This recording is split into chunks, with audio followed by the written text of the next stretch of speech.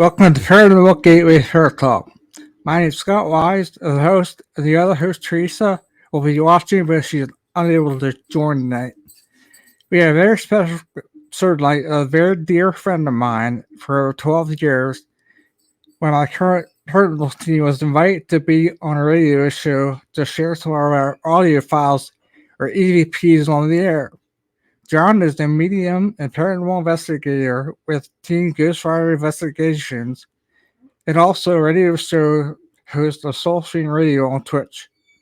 John has graciously allowed us to play some of his best EVPs on the show tonight.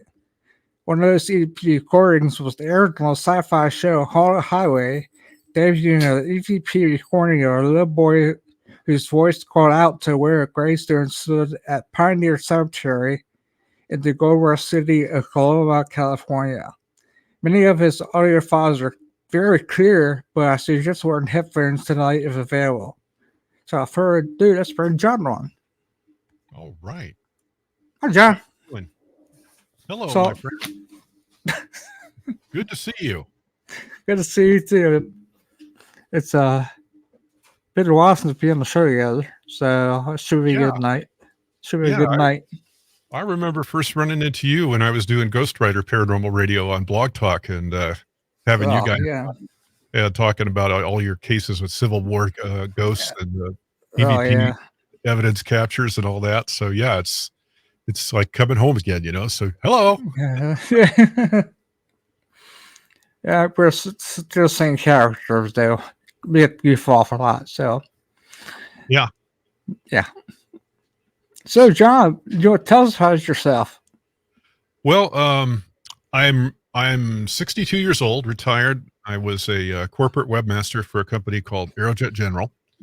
Our business was spacecraft propulsion and defense technologies, anything to do with liquid fueled and solid rocket motors, liquid fueled rocket engine. There's actually a distinction. You know, anything called an engine is liquid, and anything solid fueled is a motor. So we made those in every size you can imagine, from the tiniest of tiny to all the way up to Saturn V, main engines. And I worked on Space Shuttle, Titan, Delta. Wow, that'd be cool. Space telescope stuff, all kinds of stuff I can't talk about, and just a lot of fun. That was a really interesting business, but I grew up in it. My father was a senior rocket scientist out there. I went into the computer end of things.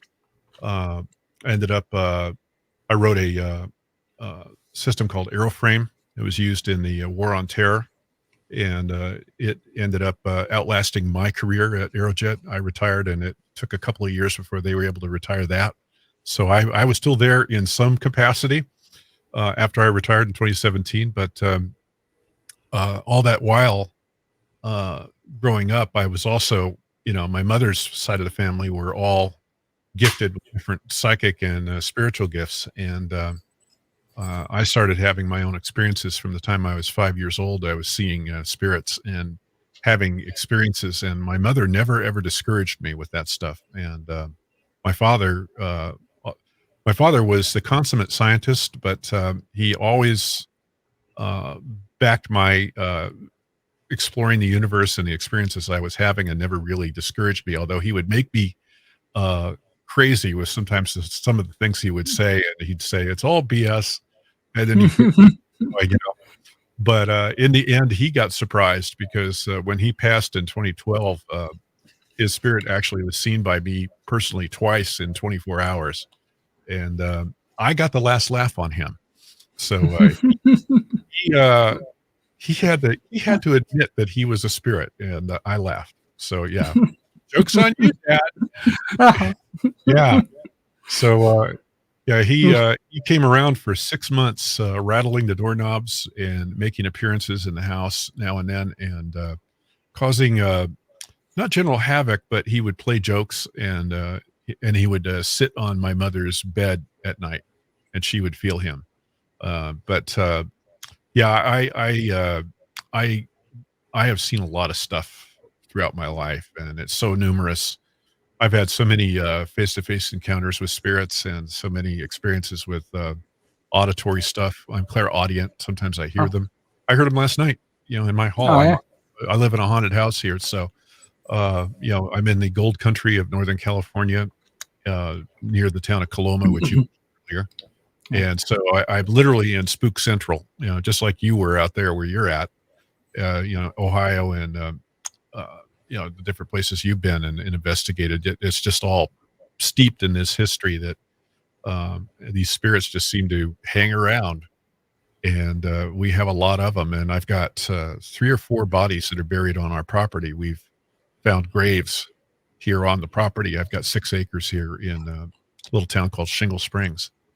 And the spirits that have been here all along like to come in the house to see what we're doing, yeah, it's been an experience. My cat freaks out pretty regularly at the stuff going on in here.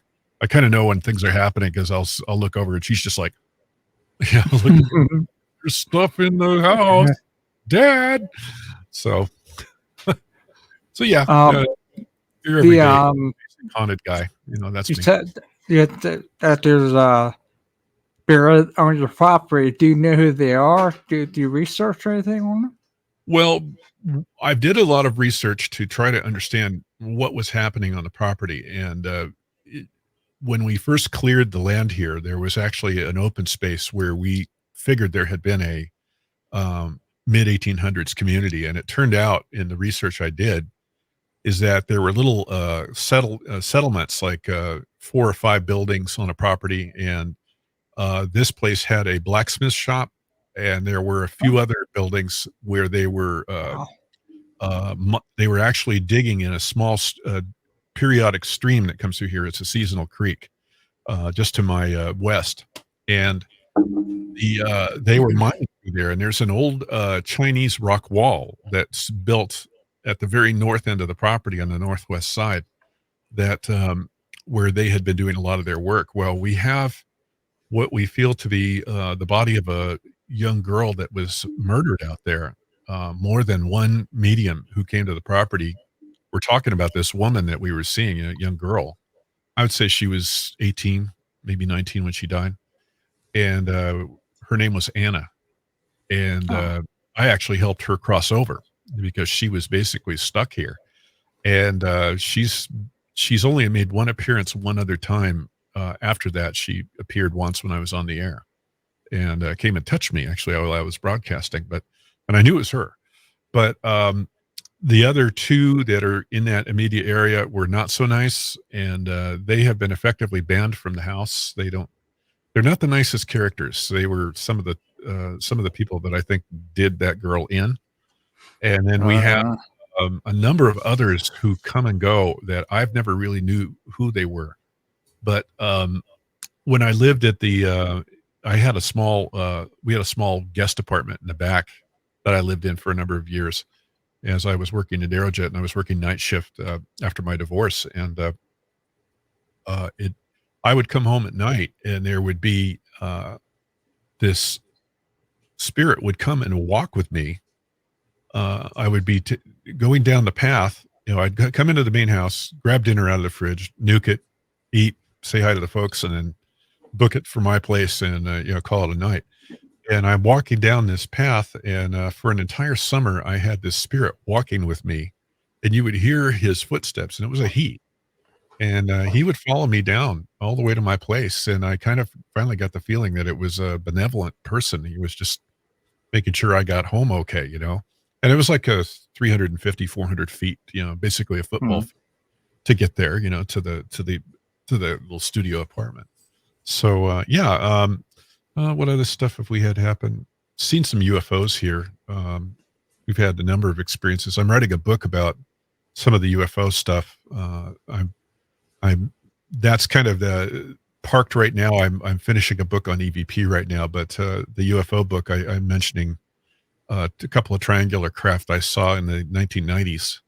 I came home from work one night and looked over, and here's 2 triangular shaped craft, one after the other, flying the same exact course to the west side of my property, and had the strangest sound I've ever heard for any kind of aeronautical vehicle. They were not anything I've ever seen in the inventory. And believe me, I was into business, so tend to think I know what's, stuff that we're working on, but there were a lot of experimental craft that the military is working on. I'm pretty sure it was probably ours, human created stuff, but it was still, quote, a UFO because I couldn't identify it. So Mm. stuff like that.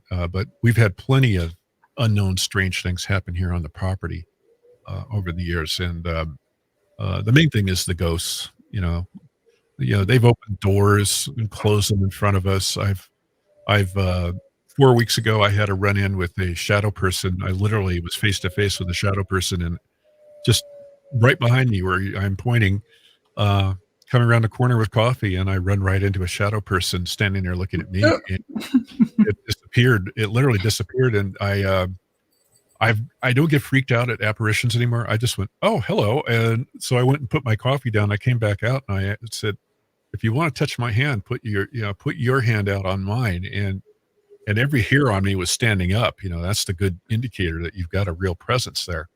And it touched my hand, and it felt like a Wow. cool static electricity. It was a very cool feeling all around my hand. And it just was this, really amazing experience. And I said, thank you. And I wish you I went about my business. I don't get freaked out by them anymore. If they don't do anything bad to me, I'm usually pretty gracious about it. But I have developed certain rules for them. They can't just wander into my room when I'm doing stuff or, like being on air. They can't come into the room in general because I've put protections in here. I kind of have them that they're allowed to go into the hallway. They can go out to the other studio, my main studio. I'm in my bedroom studio right now because I just felt like broadcasting here. But the main studio, they can come in there anytime they want and hang out with me if I'm on air. But in here, there's rules. And the kitchen, they're not allowed because they freak the cat out. So I use stuff called black tourmaline. It's a stone that has anti-spirit properties. It's a very cheap, easy to acquire stone. That and there's other black stones, or black crystals. Any black crystal really is anti-spirit, and it repels them. So I put it all over where I don't want them to be, and they generally don't want to come in and hang out when you've done that. It's Right. it just works. So yeah, I've got the black tourmaline all over the place. So yeah, Wow. yeah. So I recommend it to people. You can find it at any decent rock shop, or you can get it on online, eBay or Amazon. They have it. So yeah, Yeah. I'm Sure they kind of have tangent here. Yeah, it's spirits. Sometimes they get boundary challenged, and you kind of have to lay down the law. And I've had a few negative experiences. I've been followed home on an investigation once, me and the whole team, from a boys' reformatory in Ione, California. That was so evil. I will never go back there. It was the worst experience of my life investigating. The whole team was calling me, and stuff was happening to all of us. And that's when I just said, that's it. I'm going to protect the home. And we loaded up the tourmaline everywhere and kind of banished it. But it actually went after my mother. The thing followed me home. I thought I would have thought it would have come after me, but it went after my mother. And she was able to repel it. And basically told it to get the hell out of the house. She doesn't freak out very easy either. And she banished the thing in the name of God, and it didn't like that. And so, yeah, there was, so these things happen. I had on my show some years ago, I was interviewing Mark and Debbie Constantino, of all people. Mm. And Yeah. Debbie No. Constantino, she was telling me about once every 50 or so investigations that her and Mark were doing, that they would run into a really negative thing. And she said, if you investigate long enough, it will happen. And she had her own ideas about protection and things like that. But she likened it to them being like great white sharks. You could go swimming in the ocean every day and never have an encounter, and then there's just that one day you just happen to at the wrong time, and you run into this thing, And that's kind of the thing with negative entities, and and spiritual forces, and there's so much out there that we don't know. Right. That when you do run into it, it's a surprise to a lot of investigators. A lot of them get turned off from it when they have negative experiences, but Right. there's so much good help out there when you do have those things happen. You can reach out to really knowledgeable people out there. As a last ditch thing, just go look up the ghost hunters folks with the I'm trying to remember the name of the organization now. TAPS, the Atlantic Taps. Paranormal Yeah. Society. They have an excellent group of people that help with negative encounters and dealing with getting rid of things that are really bad, and they're very good at it, and they've got quite a network. So I'd recommend that for anybody having any real spiritual troubles, or bringing something home on an investigation when you really don't know what you're getting yourself into. So Right.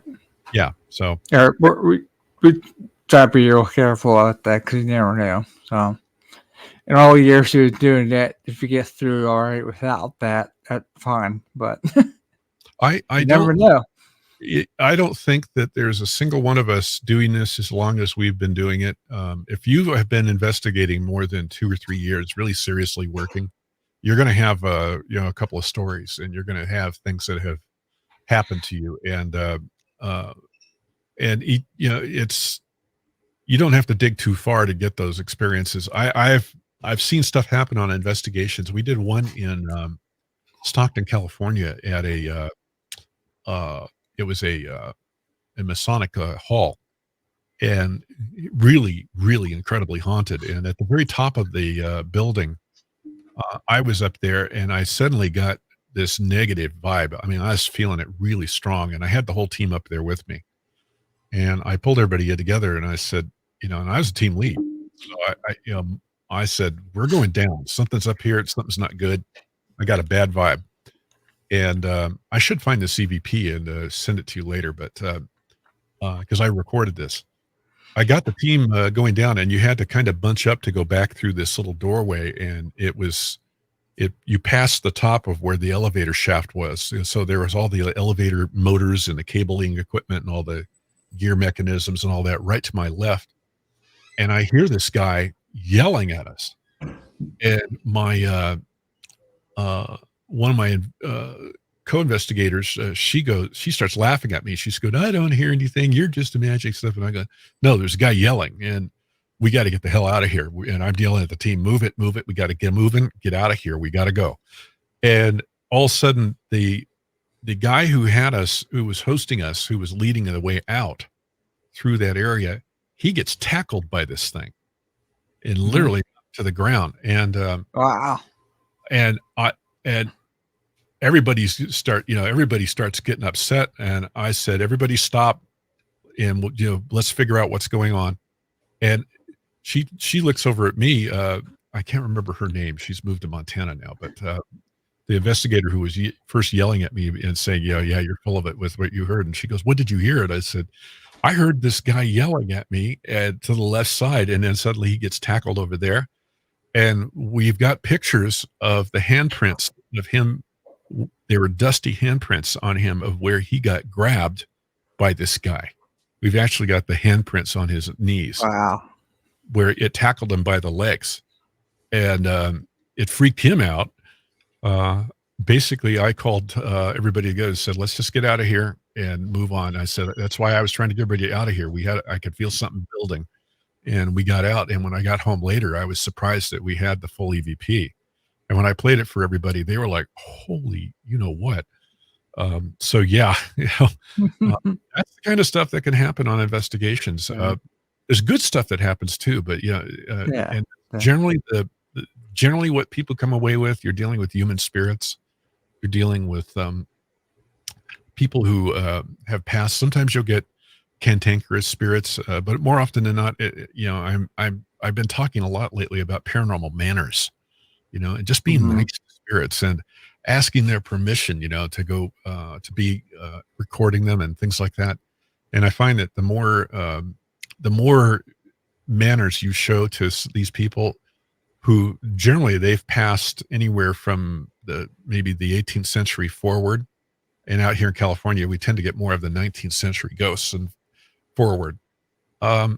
If you kind of play to their manners and the expectations they had, things go really well for you. I remember I've been writing about this in my book on EVP. There was a case where I was at a cemetery in a place called Fairplay, California, and it's about maybe 15 miles to the east of me. And really old pioneer cemetery. And I was walking by these graves, and this one gentleman, I always say the names of the people when I go by because people like to hear their names. And if you say someone's name in life to them, it's kind of like music to their ears. Well, the same is true of dead folks. And when you're there at their gravesides, if you say their names, they often respond positively. Well, I said this guy's name and I said, "Very nice to meet you, my friend." And he comes back really gruffly and goes, "You're not my friend." And I'm kind of like, when I heard it later, I was like, wow. And then I got thinking about it and I went, you know what? He's right. I really wasn't his quote friend. His idea of friendship was, that you had to earn the right to call somebody a friend back then. And a lot of them felt that way. So I took that as, that was one of my early lessons on paranormal manners, if you will, really starting to think in terms of dealing with these people, because that's what they are. They're people without a body, and treating them the same, with the same respect that they would have demanded in life, so that's kind of, well, you tend to get better results too. I mean, oh yeah. Or they'll just call you names, bad names. They do that too. What's the number one EVP you always got when you went out investigating, Scott? What's the number one that you can just think of off the top of your head that you would get when you'd go to a site? Well, it'd be like audio / EVP, I guess, because I actually heard it and I picked up on the audio. Well, the number one we get out here is get out. Oh, you mean? Oh no! I mean, we call bitch before. I think one calls asshole. Yeah, but they tend to swear, or they'll just they'll get out. We had get out before too, but it's just. Well, it really comes down to they're very territorial in a lot of displays that we've seen, and they're trying really hard to make sure that you understand that they consider that space their space. And if you come walking in with your recorder and you're not you don't stop to ask permission, it kind of goes badly. I was investigating back in 2009 with a friend of mine named Christine Morris, and she was living in Ohio. She just died here in March. And she ran a paranormal team out here called ED Paranormal, and she was really well known throughout California and then into Ohio. She did quite a bit out there when she moved out there in 2013. But her and I investigated a place that was called Bailey House, and it's a hotel that was originally built on Highway 49 between Coloma and up towards the town of Auburn. And the idea that this guy had was that A.J. Bailey, he was building it to take advantage of the railroad traffic that he expected to be going through there. Well, unbeknownst to him, they rerouted the railroad around him, and there was no traffic. But it was still like the finest hotel west of the Mississippi for many years, and a lot of people really went out of their way to be there. So it was a really successful venture. But it's fallen into ruin, and it's being rebuilt now slowly. They're paying for it as they go, and it's just going to take a long time to bring it back. But I went there with Christine back in 2009, and we were wandering around, and we were not going to violate the borders of it, so we just stayed outside and we're figuring, well, we'll just stay outside the fence and record EVP. And this caretaker sees us. And so he walks over and says, "What are you doing?" We said, "We're just paranormal investigators, and Yeah, we saw the no trespassing signs, and we're just doing it outside here just so we could see if we catch anything, and he said, "You 2 look like nice people," and he said, "The spirits here are gonna love you, so come on in. I'll give you the tour, and you can record." So we're recording the whole time, and, when I get the evidence back, you know, I analyzed it a couple of days later. Uh, as we were walking through the door into the house, the spirit of AJ Bailey, I think, is himself says, "Welcome to Bailey House," and he's so proud, and it was just this magnificent greeting that we get. And I was just blown away by this, and it was like, oh, so you get the permissions, and if it's people they trust that are living, who they see around a lot, they're going to be a lot more, open to you being there. And we only got a couple of negative EVPs the whole time we were there. The rest of them were super good, and we had wonderful evidence from that. So yeah, there was a lot of lessons that went into my thinking about getting permissions to I investigate. thought there was. Yeah, it's changed over time. It's still going? No, Yes. they turned off the tornado watches until 9 o'clock. Oh, okay. That was weird. Yeah, I know. Oh, yeah, tornado signs are on here. Oh my god! Yeah. I'm Yeah, looking outside. tornado Washington line, I think. Oh, okay. Well, if I see you run, I'll be going, well, we're cutting this short. Literally. Yeah, because I thought it was here through the headphones. I thought, well, and it was gone for a while. I guess it just stopped, right? Yeah, they just stopped. Just stopped, so. Oh, good. Yeah, I was like, yeah. Woo! That's what I heard. That's why you didn't hear it. We have tornadoes out here, believe it or not. Really? Yeah, we've had an F1 here that went right over the property and ripped the rain gutters right off the back of the house. And then Don't they call them dust storms out there? no, when you see, I was inside the guest house when I saw it touch down in the garden, and it ripped up a whole bunch of the garden. Then the funnel went over the top of me, and it sounded just like the freight train noise that they all talk about. And it went right straight to this house that I'm in now, and pulled the. It took 2 garbage cans. We never saw them again, full of garbage, by the way. And Wow. we had the rain gutters literally hanging in midair off the back of the house, and we're missing a few shingles. But all the next day, all we heard were chainsaws going up and down the ridge. But we've had multiple tornadoes here since I was, Wow. I've been living out here. But at Aerojet, I would go outside sometimes when there were storms, and we would see skyhooks hanging right over our main headquarters. Oh, wow. Yeah. And there was a woman that was out on the liquid fueled line, on line 1, who was sitting in the toilet. They had all the different trailers out there, and she went out to the exterior toilet building that was the bathroom, and she's sitting there doing her business, and the whole roof lifted off from a tornado. She's like looking up, going, "Oh my god!"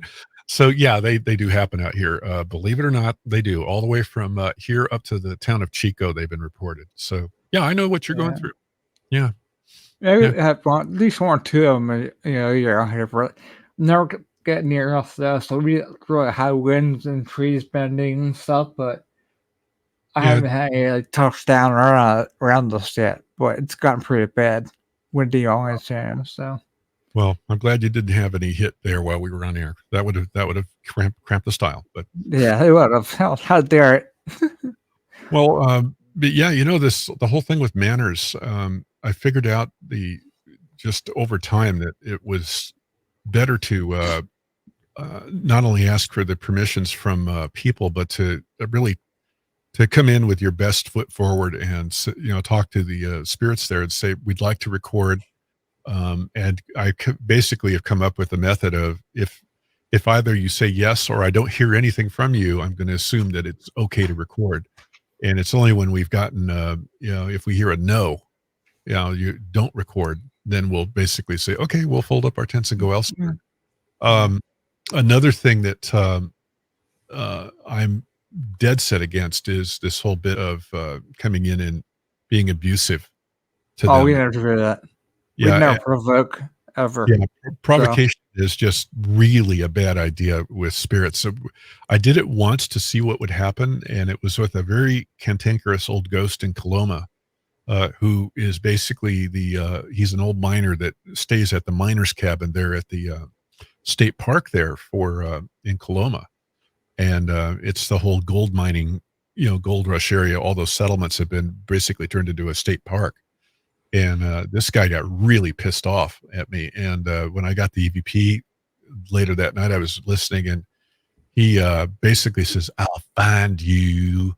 I went back with my hat in hand. I apologized to him, and he actually took my apology. And I told him, I made a solemn promise to him, which I will never break, is that I will never, ever provoke it. It was just to see what would happen. And yeah, it's one of those EVPs that you get and you listen to that, "I'll find you," and it's kind of like, he runs right out of you. Yeah. First thing about it is deliverance. Yeah. "I'll find you. You're going to squeal."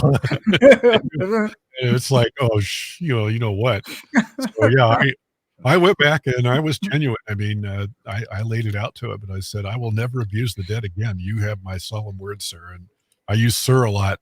But the minute I got out of the car, when I got there, my K2 was pegged. I mean, that dude was pissed off. So, yeah, but it's lessons like that, when you look at the whole of it with EVP, you just find out that the big thing is just be nice to them, and try to do your best to learn from their time, know the area, know the things that they're that really matter to them, and try to appreciate their point of view. And if you do that, I think you're going to have really good luck getting EVP and good evidence when you go out in the field. So yeah, that to me is what it's all about. And you just have a lot more pleasant time with them too, because they're not going to follow you home for the most part, really pissed off at you. So yeah. I don't know if I had one or not full at home, but it's the last place I was at had stuff happening, but it wasn't. I'm pretty sure it was female because I picked her up on the voice recorder from home, but I don't think she's here though. Yeah, if you investigate enough, you'll have something happen, that will follow you. It's just a matter of time. It's just how you handle it. And having the tools and not necessary knowledge. And when I think the big thing too is to know when you're over your head. That's what we did. I went and got some help because it's like the whole team was like getting messed with, by this thing that followed home. And I finally said, "That's it. I'm gonna put my hand up." And I got some really great advice, and we took care of business, and got it dealt with. And I did get one experience in the middle of all that. It messed with my mother, but I came home from work one night, and it was summer when this happened. And I just actually, no, it was fall. Yeah, it was the fall of 2010 or 2011 when we had that happen. And I was just walking down to my place, that same trail that I was telling you about with that other spirit that would walk with me. And I got to the bend in the trail where it turns to the north to my place, and I stopped. I suddenly felt this presence, and all of a sudden I hear right in my right ear. And if you react with fear, that's like food to them. They want you scared. And I stopped, and I acted like I didn't hear it, and I walked into the house, unlocked it, the door, got in, closed the door, and went, "Holy sh!" And immediately started getting out the anything, sage, whatever I had on hand, and making sure that I dealt with it. But yeah, that's the only time I've ever had something that close. It was literally right in my ear, growling at me. And that's an experience you don't want to have. It did make my blood run cold. I mean, it really just but I've had other stuff happen. When I first started really getting into all this work, I got grabbed by the feet once and hauled out of bed by a spirit. That was a experience. That was nice. Yeah, it literally, they were, I was just really waking up spiritually, and I was studying a whole lot of stuff with mediumship, and it was just like, uh, I talked to somebody who really knew what they were, what it was really was going on with me with this, and they said, "Well, you've opened up, and you're basically like a bright light to them, and if they want help and you're not giving it, they're going to do whatever they can." Well, this spirit pulls me out of bed literally by the feet, and I'm literally thrown onto the ground, and my feet are in the air, and I finally struggle free, and I went, "You dirty son of a bitch." I started calling him every name of the book. I said, "You get out of my house, and every other spirit that's here, you get out." And I pulled out all this materials again, and sage and whatever, and saged the house and said, "That's it." And and then I made some phone calls and said, "What's going on? I mean, this thing happened to me." And yeah, it does happen. So if you're getting into spiritual work and you're opening up a little too fast, yeah, you're going to attract some stuff. So not it's I'm saying all these things in a very short time compressed space with an interview, but the amount of time between these little negative events is, there was a lot of time between each of these things. And more often than not, there were the wonderful things that happened, and all the stuff that literally, I mean, I have 4,000 EVPs in my library now that I've been counting. And, I just have a ton of evidence, and I've been going through and pulling it all back together and beginning to kind of re-examine some of my old cases and stuff. And so, yeah, the exceptional negative stuff, yeah, it stands out, and it's the Hollywood kind of thing, but really, the bulk of the work is positive. The bulk of the work is evidence of afterlife, that there is such a thing. And the bulk of it is that there's a presence out there that wants to talk with us. These spirits, they want to say stuff. And usually they just want people to know they're around, or they want to be heard. And that's the beautiful thing about it. So that's why I do it. Yeah. And we actually got a VP of we did a residential case down in Maryland, I think it was. Something right. They had stuff going on there, and they were hearing, I guess, voices of kids or whatever. I think explanation went down there. And so they wanted us to sage it, go ahead and do sage. So as we were doing that, we picked up an AEP of a little girl's voice saying, "I think I'm crossing over, mother." Whoa. Yeah, we picked it up on EGP. Yeah, it's funny. The amount of them that, especially with children, I've only gotten a few children EVPs. I usually get males and men talking, occasionally women. But it's something that Sarah Estep, she was the founder of the American Association of Electronic Voice Phenomena, and she talked about the overwhelmingly number of male voices on EVP, but getting to children is such a rare thing. The voice of that boy that I got, in Coloma at the Pioneer Cemetery that you mentioned at the start of the show, that's the EVP that got me on sci-fi channel on Haunted Highway, and believe me, they came calling to me. I mean, they heard about that EVP and called me up and wanted me to talk. And after about 3 months going back and forth, I was sitting in a coffee shop in downtown Placerville with the stars of the show, going through the whole thing and doing an afternoon of filming, which was a really unique experience. But that little boy, EVP, there was so much that went with that, because everybody thought that was the only EVP we caught that day. But on that same recording, there was the voice of the mother, which a lot of people, so I've got this like really super interesting EVP where the little boy speaks about his grave, but later on in the recording, there's the voice of the mother talking, and she's basically talking to the boy. And not only that, just prior to that EVP of the boy talking about where his grave, his headstone is, and he's basically responding to us talking, we living people talking about where he was buried. there's another EVP embedded in there, which no one picked up but me. I'm actually telling you guys stuff that no one else has heard ever before.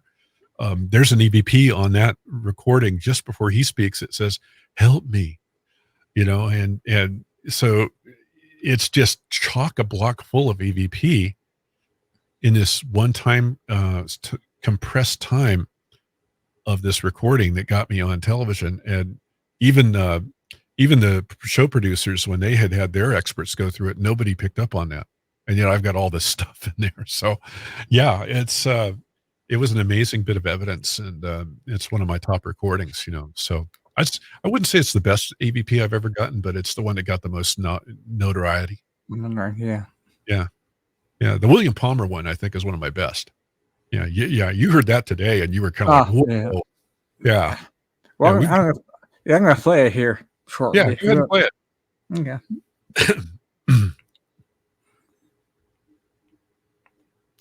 I tested it today. It worked out pretty good. So okay. I'll go ahead and share it.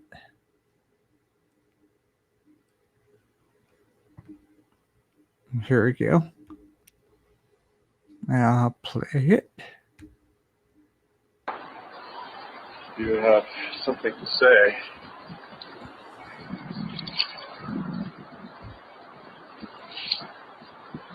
William.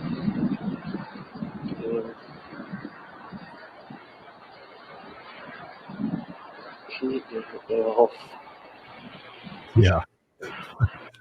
That is so clear. Yeah. And as there the about who he was and everything there too, you have up on your site. So yeah, well, I'll do it. This is on your Ghostwriter site, right?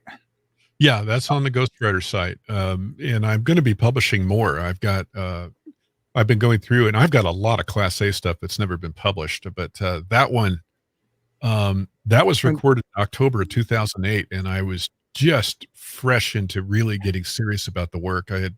I had been going to night school for my bachelor's degree in IT, and I had graduated in early 2008, and things had started to kind of open up for me to kind of focus more attention on the paranormal. So roughly in the 2007 timeframe, I started my work with EVP, and I'd actually been dabbling a little bit as early as 2005, but I started really seriously 2007, 2008 timeframe, and that I was kind of having mixed results. But when this guy opened up and talked to me, it was like the floodgates opened up. And so this EVP is the one responsible for me really being, doing what I'm doing now and I've had other EVP from William. He's a pretty good communicator. And the little cemetery he's in is just about a mile to the northeast of me, or southeast, excuse me. And, Wow. and he's in a tiny little pioneer cemetery, downtown Shingle Springs. And it's only the locals really know where that cemetery is. So he rarely gets any visitors. And what I've been doing is every holiday season, I take them a snifter of Crown Royal, and I put it on. Yum. I let them I give them that, and then I put some little Christmas decorations and Thanksgiving decorations up for them. I got an EVP once of one of the spirits there as I was leaving the cemetery after I was doing something nice for them, and this guy says, "That man is a saint." Wow. I'm no saint, but He's to hear it and know me or not. that man is a saint, and I'm like, oh my god. I'm gonna play it one more time for who I love. Sure. You have something to say.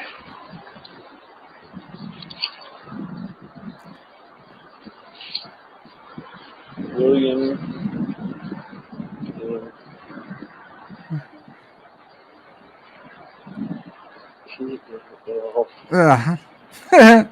Yeah, you can hear his southern accent in there. He was Carolina, and he came out to the western United States to California to mine gold, and he found out that he was better as a cattleman, than a gold miner, and so he ended up operating some very very large cattle ranching operations out here, and had a wonderful career doing that, and was very well respected in the community. So um, I've always felt that he was a friend, and I like it when I record with him. I haven't been out there for a while. I do need to go say hi to all of them, but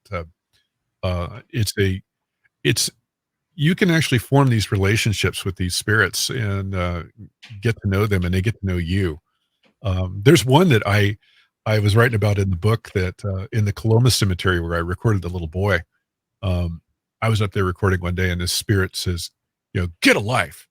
And I was so ticked off at him. I went because I was going back that way again the next day, so I stopped by it. I walked right up to his grave, and I go, "I've got something for you, pal. Get a death." And No.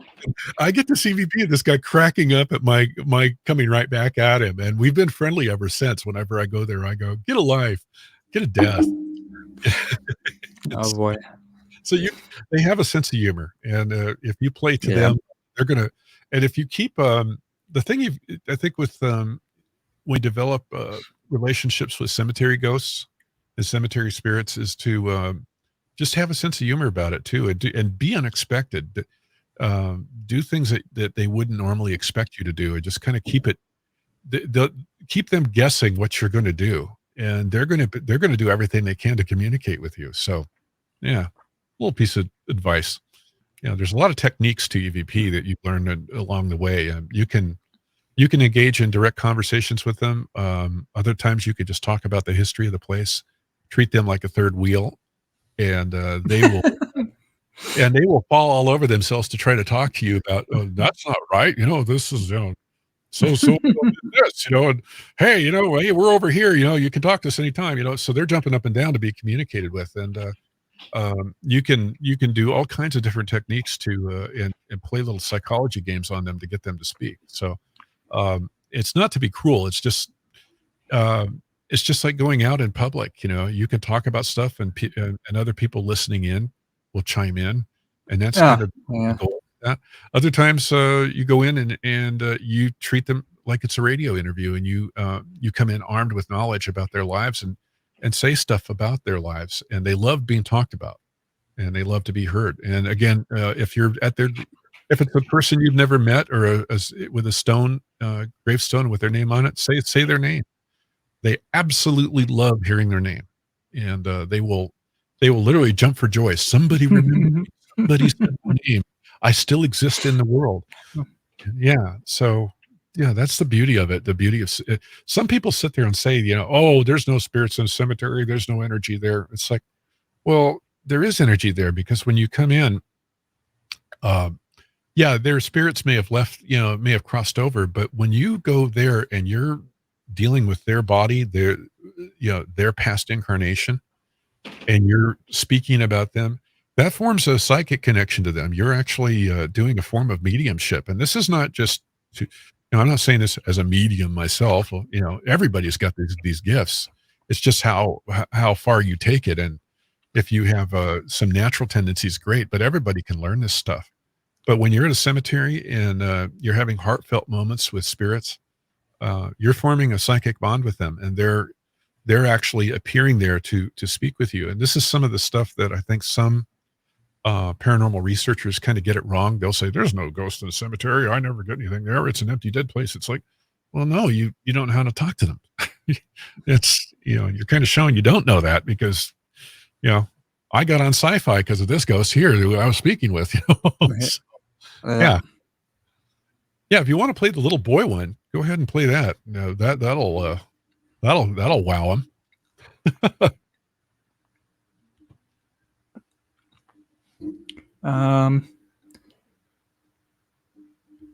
He's pulling it up. All right. What's the one say? It's the one with the little boy at Coloma. Let me see if I can find the. I'm trying to find it here on my. I got a list of them here. It's the one. It's the one with. I don't know if did I pass that one to you? I don't remember one. Well, It's if you go to the Soulstream radio site, I'll just pass you this. okay. So I'm just like it now, isn't it? If you go to, I thought I passed that one to you. My apologies. I am looking for it. It's not the reversed one, is it? Or I'm John's looking. John's best Capricorn, guilty. Miners Club. No, that's the. Let me see if I can find it on that. Had one from the. Yeah, I'm looking on that article you had. There's Clarksville. There's a ton of them in here. Wolf Manor. Yeah, we got the one with William there. We've already played. Let me go back to Soulstream, and I'm going to search for the little boy one. It's going to be the page that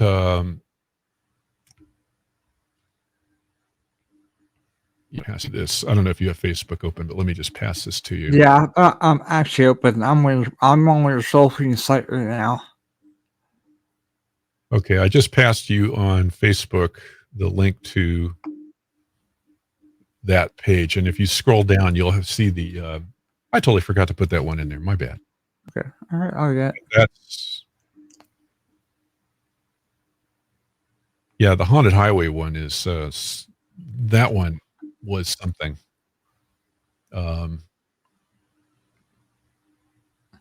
If you scroll down, you'll see the EVP that started it all, and you'll see that. Okay, I got it. Okay. Yeah. That little boy.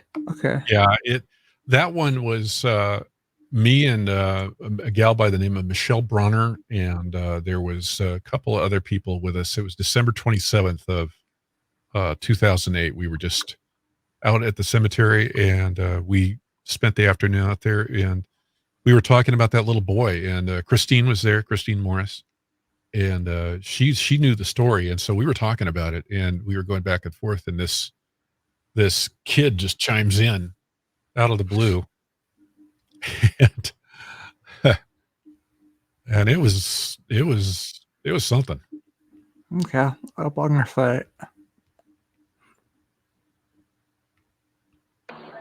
Boy, I've seen plenty of those where it grew into the coffin and probably absorbed the person. Their essence is all in the tree and all that.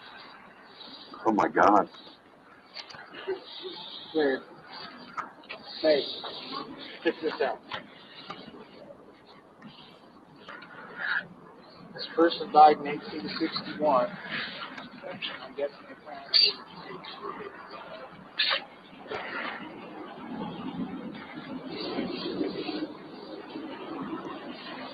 Well, in the middle Wow.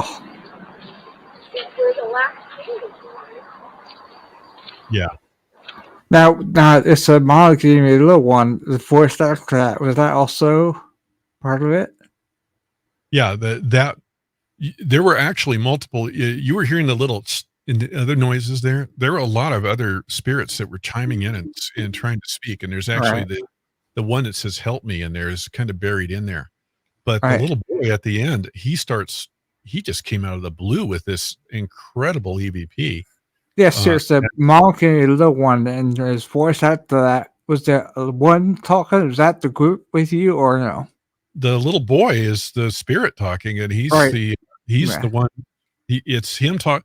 What ended up happening was there's this giant pine tree that grew where his grave was, and his grave was literally invaded by the tree, and he's become part of the tree basically. Wow. And his mother buried him there, and so his stone is I think it still actually exists, but there's only pieces of it there. And I think it was Louise Calmers was her name, and her husband, I believe, was called Robert, and they lived literally across the street from the cemetery there. And it's now a private home, but I've been in it before. It used to be a restaurant at one point, incredibly haunted. And Robert, I believe, went insane at one point, and Louise had to lock him up in a room down below and feed him because he was so dangerously out of control. They had no way of dealing with people with mental illness in the day. And she Right, did yeah. an asylum, but they had him locked up, and the guy died down there of complications from his disease. And so there's all these hauntings that go on in that immediate vicinity. And there's this woman in red that's talked about at the cemetery there who will wave and beckon at people driving by on Highway 49, passing through there. And uh, it's this amazing thing that happens, and we think that that's the mother, Louise, uh, that was, that's making these appearances, but she speaks later on, um, in not nearly as good an EVP, but you actually hear her speaking to the boy. And I need to pull those EVPs out and kind of get them online. But Oh, with this one, it's just pay it. I thought I heard another voice after that boy. yeah, it's I'm gonna. I'll play it again once. Scott. pardon me. I'll play it again once. I think after Oh, okay.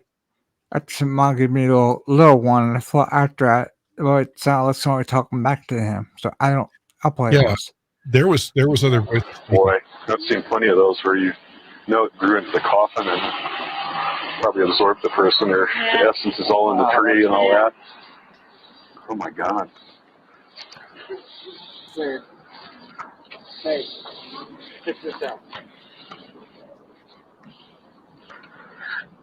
This person died in 1861. I'm guessing the parents.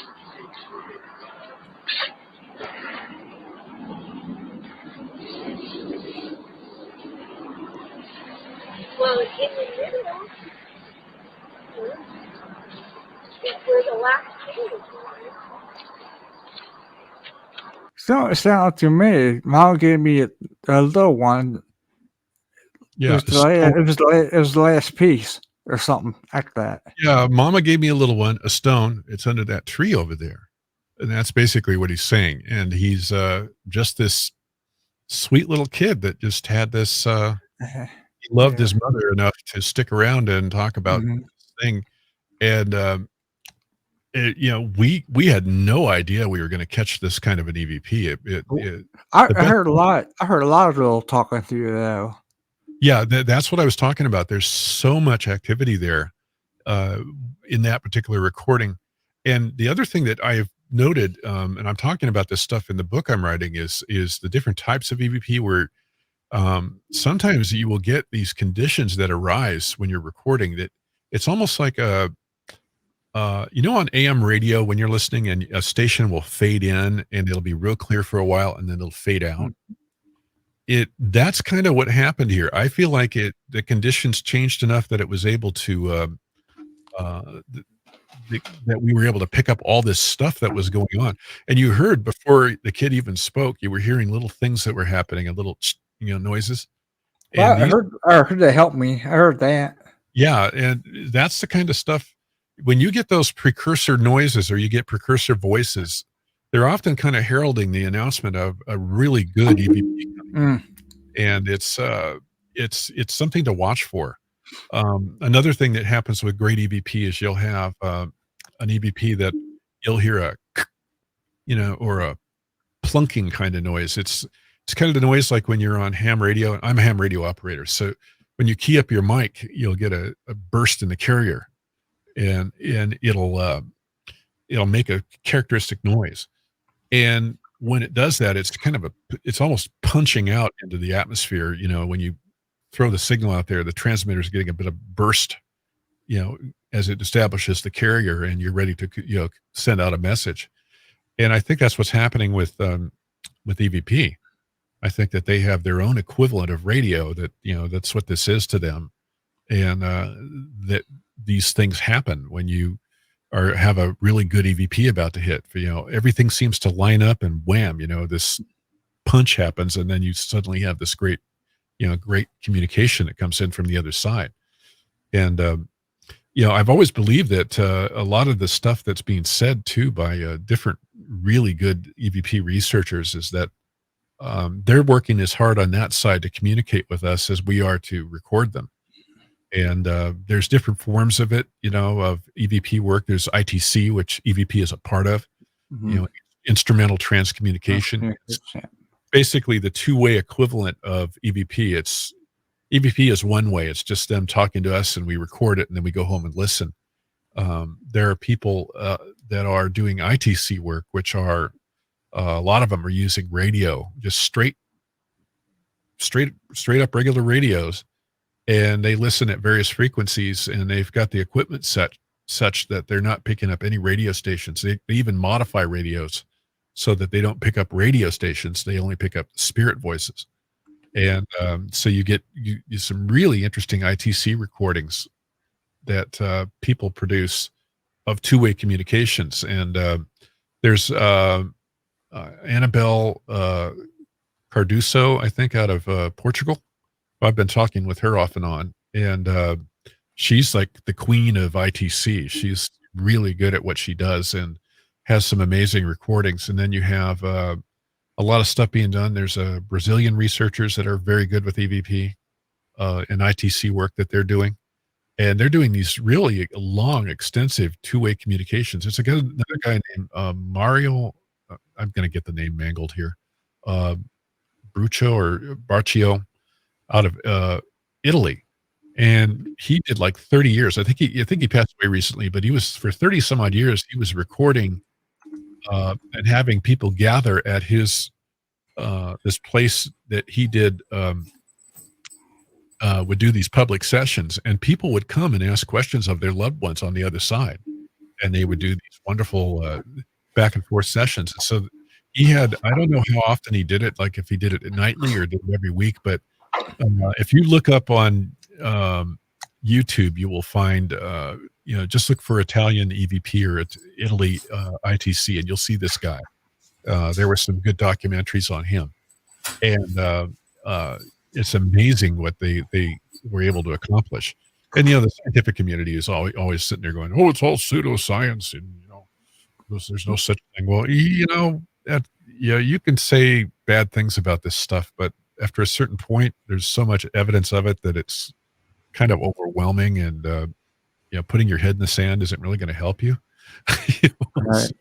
So That's like over all the years that you have all your files and stuff. You get so much, nowhere to put it. I mean, I have like thousands of EPs over the years. And it's like there's times you go through and it takes forever to get through, but usually I go through the whole way. Some people will just look at, there'll be a little jump up the line, when you're going over it. I listen to everything.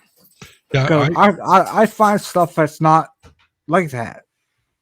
Yeah, it's when I go recording, I generally will have at least two recorders running, and it's that really will help separate kind of the wheat from the chaff, because what I found is I have right here, I'll just put it up. This is a Sony DCR SR82 night vision recorder. You can't get these anymore.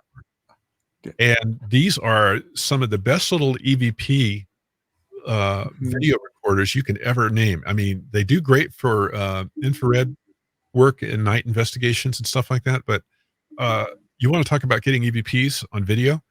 If you combine one of these with a typical, standard consumer grade, mid-level light order, like I use Sony ICD recorders because they're just really great. Yeah, I got something else. I just bought a new one this year. Yeah. I had to get one, so it's a full spectrum camera. So yeah, here's like your standard EVP. They got those. So yeah. So if you put two of these together in your work, and I've got a little mount that I can put this on with rubber bands. I mount it to my camera mount, and a little hand, just with the tripod mount on the bottom, and I can carry the whole thing. And now I've got two recorders running at the same time. And when I record it, you end up being able to isolate out the actual human voices that you get that can be confused for EVP. And something that Sarah Estep from AAEVP noted, along with plenty of other researchers, was that uh, it's almost unheard of to get EVP on two devices, even in close proximity to each other at the same time. And there's been cases of the same EVP showing up on two recorders, but at different points in their recording cycle. So they, the same EVP could show up on one recorder, and then 20 minutes later, it shows up on another. And it kind of speaks to the way the time works in their side of things. They don't have time like we do. It's a whole different thing. But if you end up with two voices at the same time on a recorder, and you've got, and you line them up in a audio editor, and you've got those two, the same voice that's unexplained on both tracks, then what you've got is probably human. And it's a great way of screening out the the stuff that you don't want to label as EVP. And so that's the good point in having is having the two recorders running at the same time.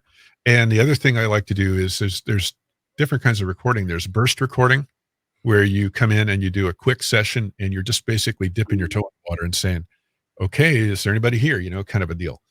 And then there's the continuous recording, which I always do.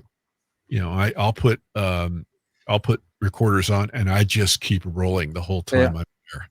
It just, if you don't, there's an old saying with people that go flying, and I did some aerobatic flying, back in 2010 with a friend of mine who had a World War II airplane, and we would go fly combat missions. And he always said this, if you don't burn a lot of gas, you'll never be a great pilot. And it's the same thing with EVP. If you don't burn a lot of tape, if you don't burn a lot of recording time, you're not going to get the EVPs.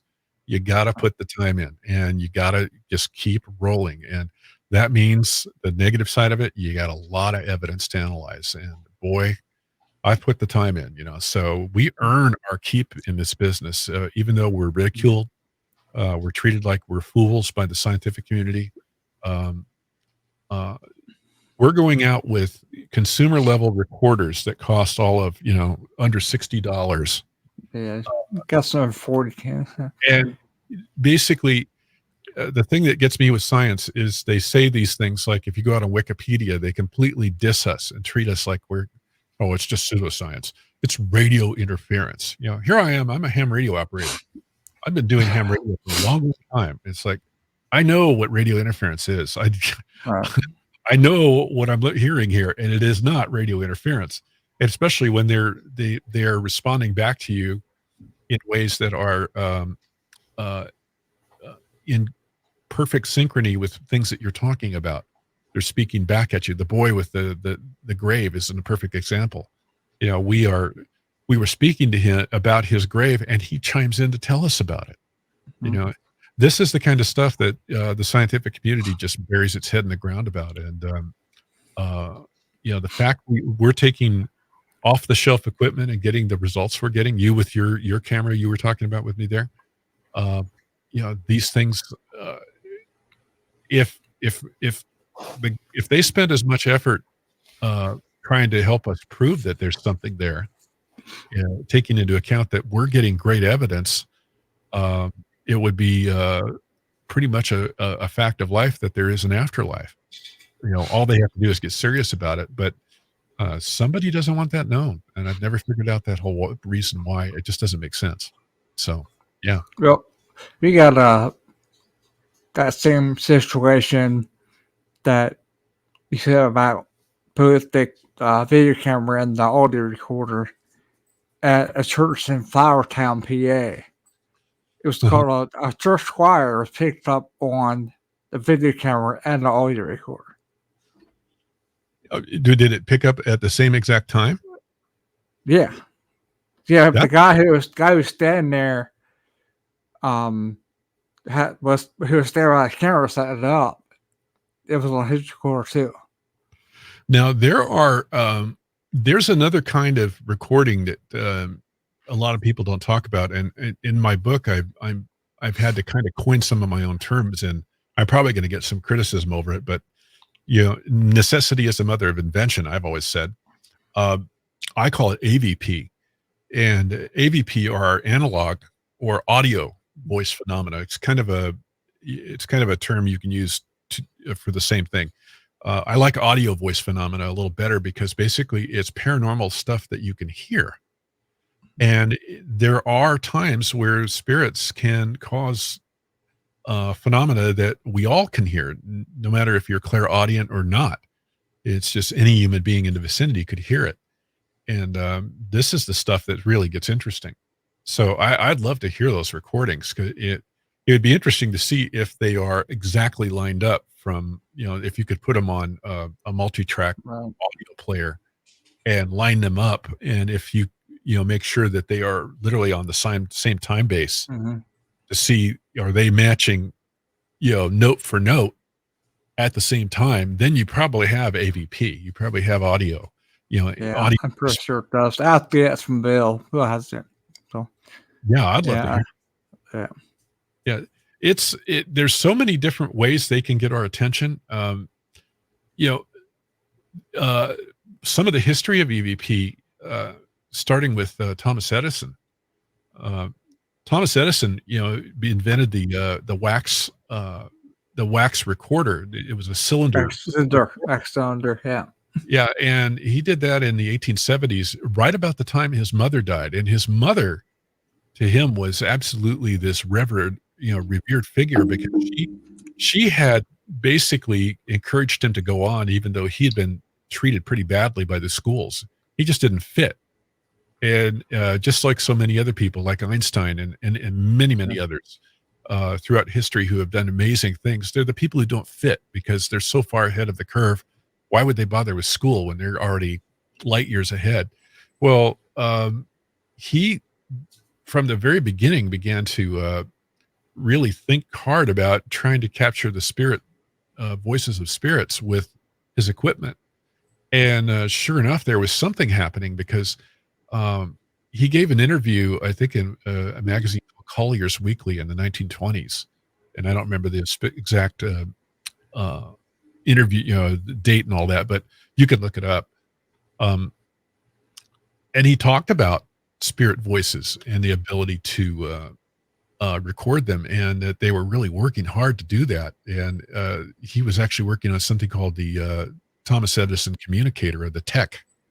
And there's been a lot of confused history with all of this.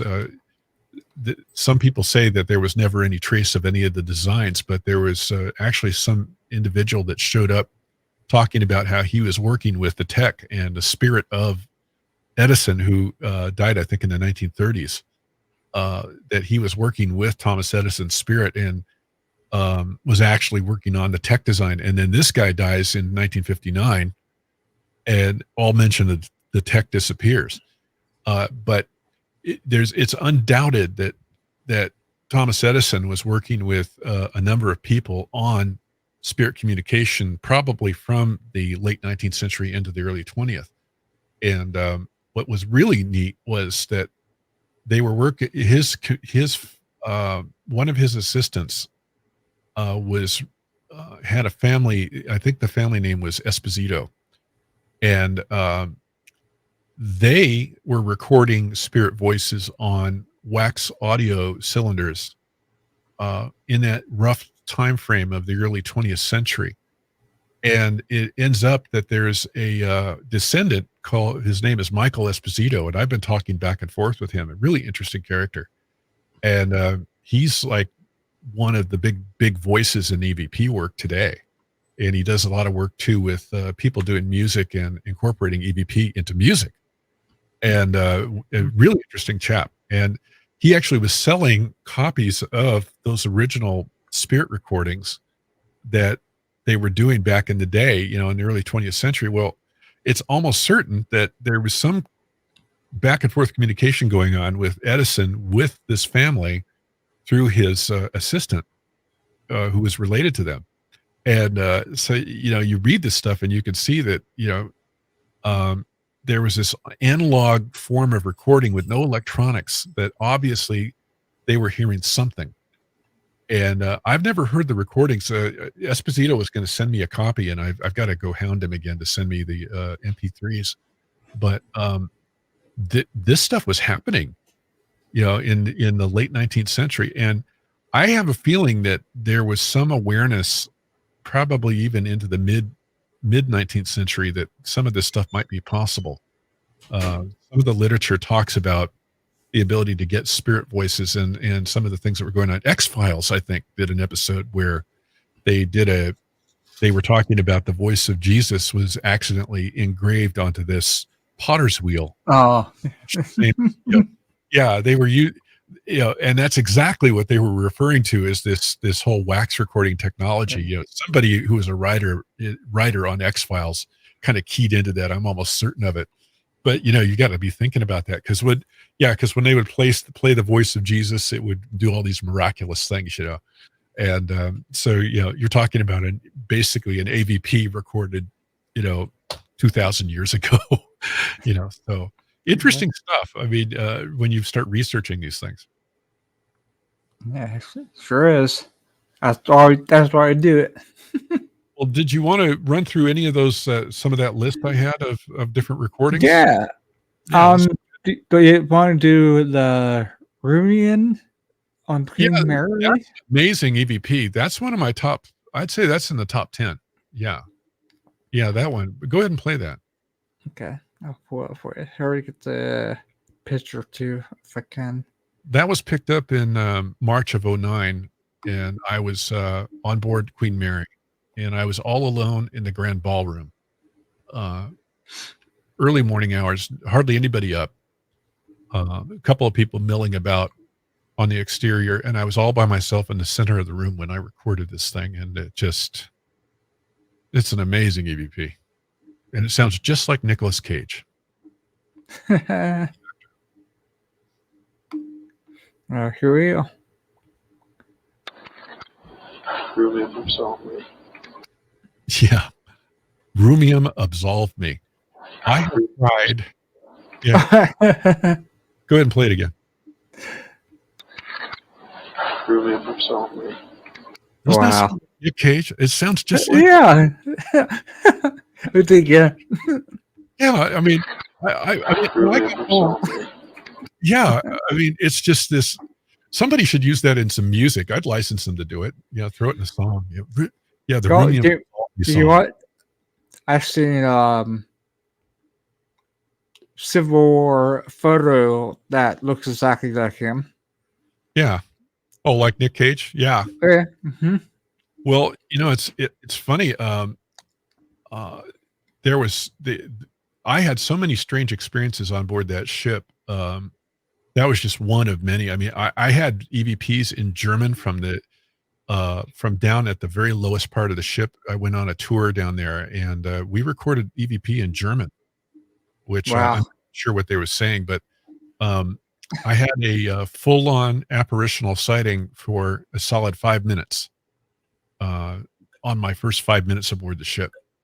I had just checked in, and I was staying in room A025, which is just around the corner from the main check-in desk. So I didn't even get 10 feet into that ship before I could feel everything in that. It was like going through a really thick atmosphere, and you knew you were just spirits everywhere. And so I check in, and I had my reservation and all that. So they were real nice. Gave my key. I go walking down, and suddenly I feel like there's somebody behind me, and I look, and there's this guy.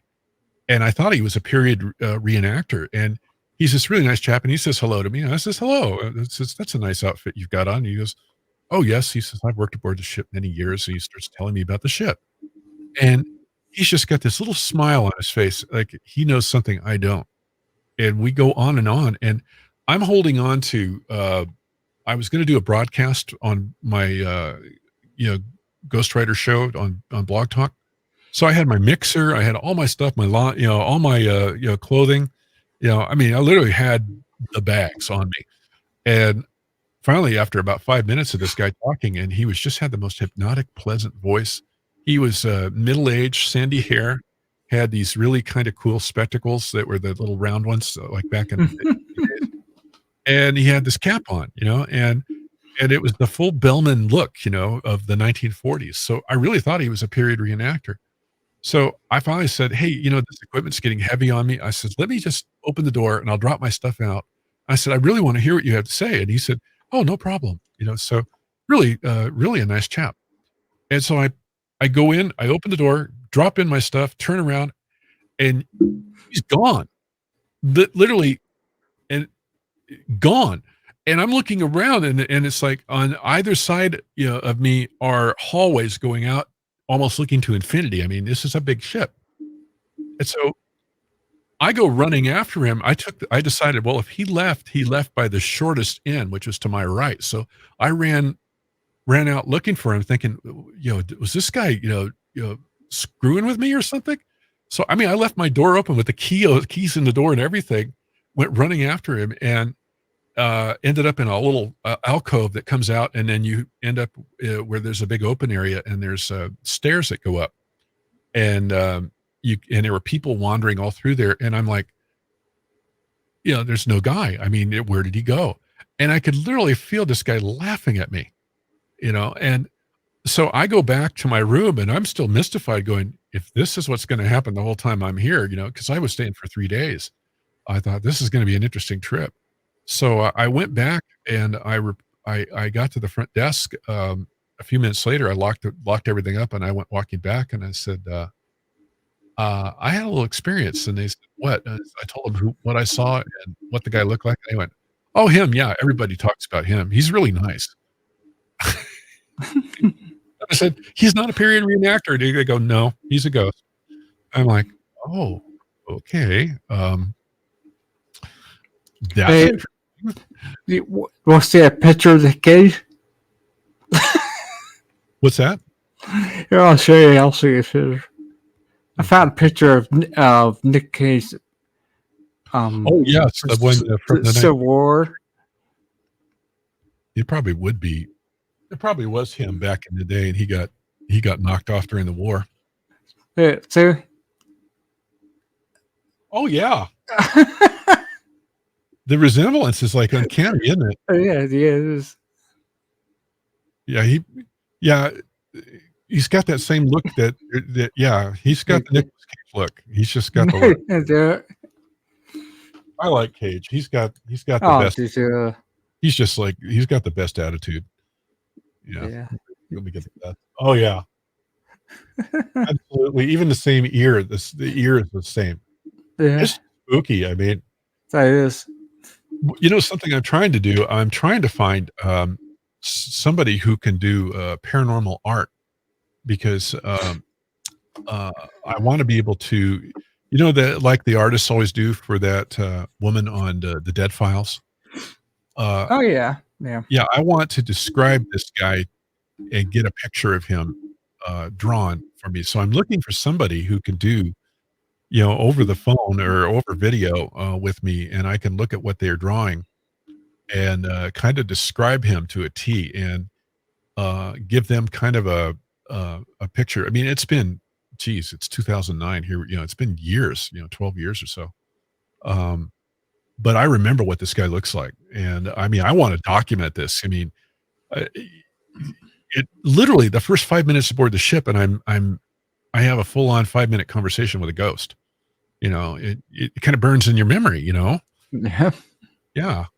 So, yeah, I can say this: the two ships I've been on. I've been on a number of ships, but yeah, USS Hornet and Queen Mary, both incredibly haunted, but Queen Mary has more ghosts and a lot more activity. I never got to on ship. I love to, but I didn't get a chance to. Well, it is what it is, right? If you get the chance to go aboard any haunted ship, do it. You will not be disappointed. And what I like about Hornet is the ability to be able to drop equipment in different places and tuck at places where people won't mess with it. And we've recorded some amazing stuff. I had a EVP of on the Hornet at about 4 a.m.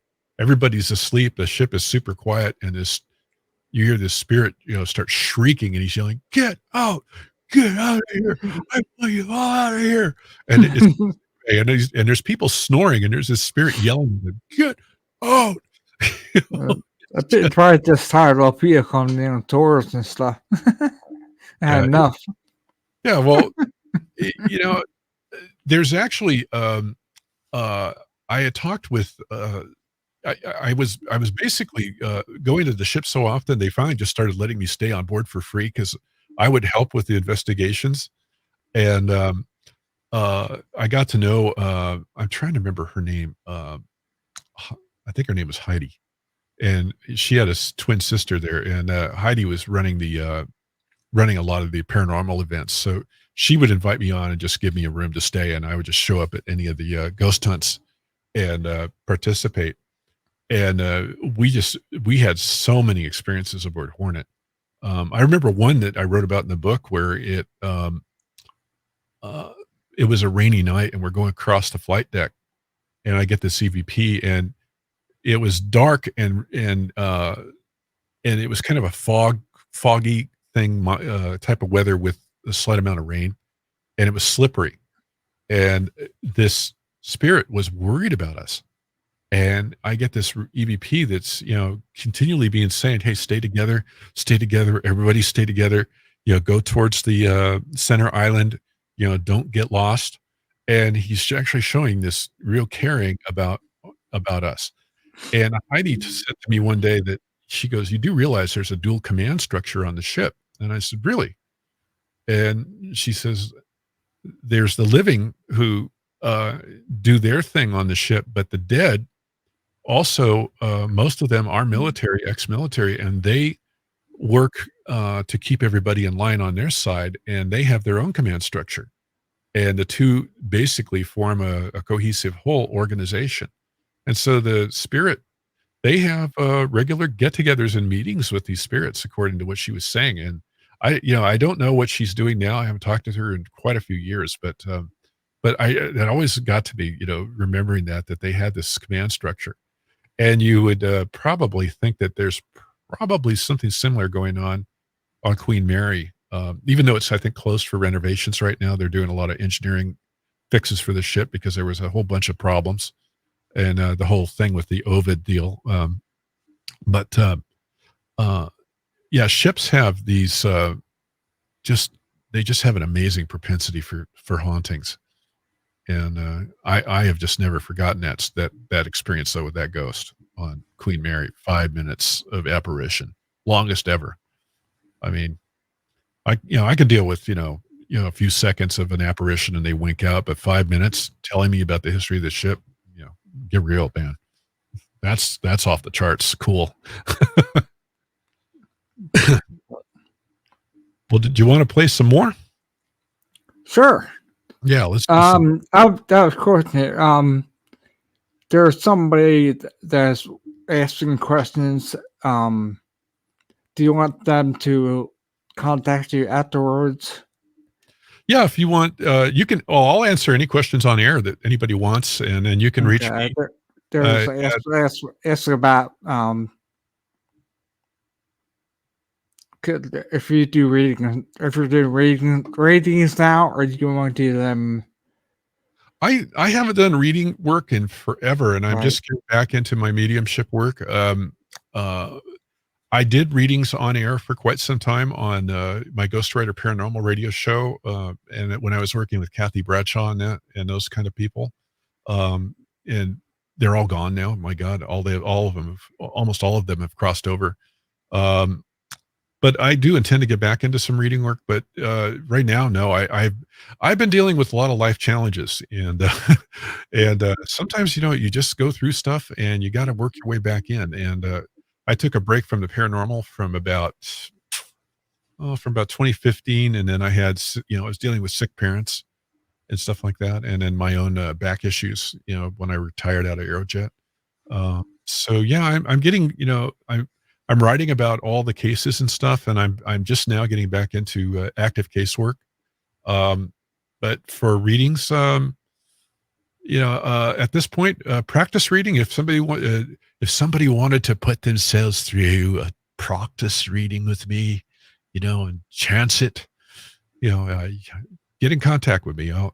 I need to practice on people. So yeah, there can be no charge for it. And watch them all come running now. But You can contact them to his website. I'll post it there. yeah, you can. Maybe Debbie could be nice and post it for us. Yeah, you can get to me on Soulstream. If you go to facebook.com/Soulstream Radio, it's that simple. Just get a hold of me there, just send a message and I'll get back with you. Yeah. But yeah, I had a lot of good times reading, No, reading no. and And do all your EVPs. yeah, well, we did a form of reading with EVP where I would basically go into my full reading mode, and we would I would meditate That's before the fun. show. Yeah, I would meditate before the show, and it would be 15 minutes of meditation to really get into that state, and then just get on air. And I would do combine EVP work with mediumship, and you couldn't believe some of the stuff we'd get. And it caused a kind of a sensation there for a while. But I had my regulars who would come in, and the thing with reading is you find is there's people. This is gonna. Some people might take this the wrong way, but I'm meaning it out of love of my heart, kind of thing. If you need to be being read every week by somebody, and you're not listening to your own inner core of yourself, there's a problem. And what would happen is I would get some people to be almost like groupies, and there would be people that would come in and want a reading every week, and they would be looking to me. And I am an imperfect, fallible human being, and I went through my training with my teacher was Carol Nicholson, who helped me with my mediumship work. And one of the things that she said that I always loved was that, readings should only be, at the most 2 to 4 times a year for somebody. You've got a soul contract. And when you come onto the earth, and you've got to live your life, you've got to live your life. And the spirit world is there to kind of cheer us on, because we sign a soul contract to come down here and do things. And we're going to be hit with life challenges. And, throwing it all on a medium is not always the right decision. And Well, you had your fair share of trolls. yeah, I could name, oh God, don't get me started. But yeah, you know who I'm talking about too. But let's just put it this way: if you need to be read more than, I would say, twice a year, you got to start looking at yourself. Say, what's wrong with my life, and especially if the same reading keeps coming back at you from different mediums. And generally, most mediums are pretty ethical people. There's some that are not so ethical, but most mediums are going to come through and they're going to have somewhat the same messages for you, because the other side is trying to get your attention to get you to make changes in your life to fulfill that soul contract. And when you're doing that work, if you're really genuine as a medium and you're really doing the work out of the love of your heart for the subject and trying to deliver good messages, you're going to tell the truth to people. And sometimes it's stuff they don't want to hear. I saw a lot of stuff when I was on air with mediumship. I've kind of gravitated to the point where on air work doesn't appeal to me as much as it used to. I would probably do more telephone reading, in these times, and just talk to people directly.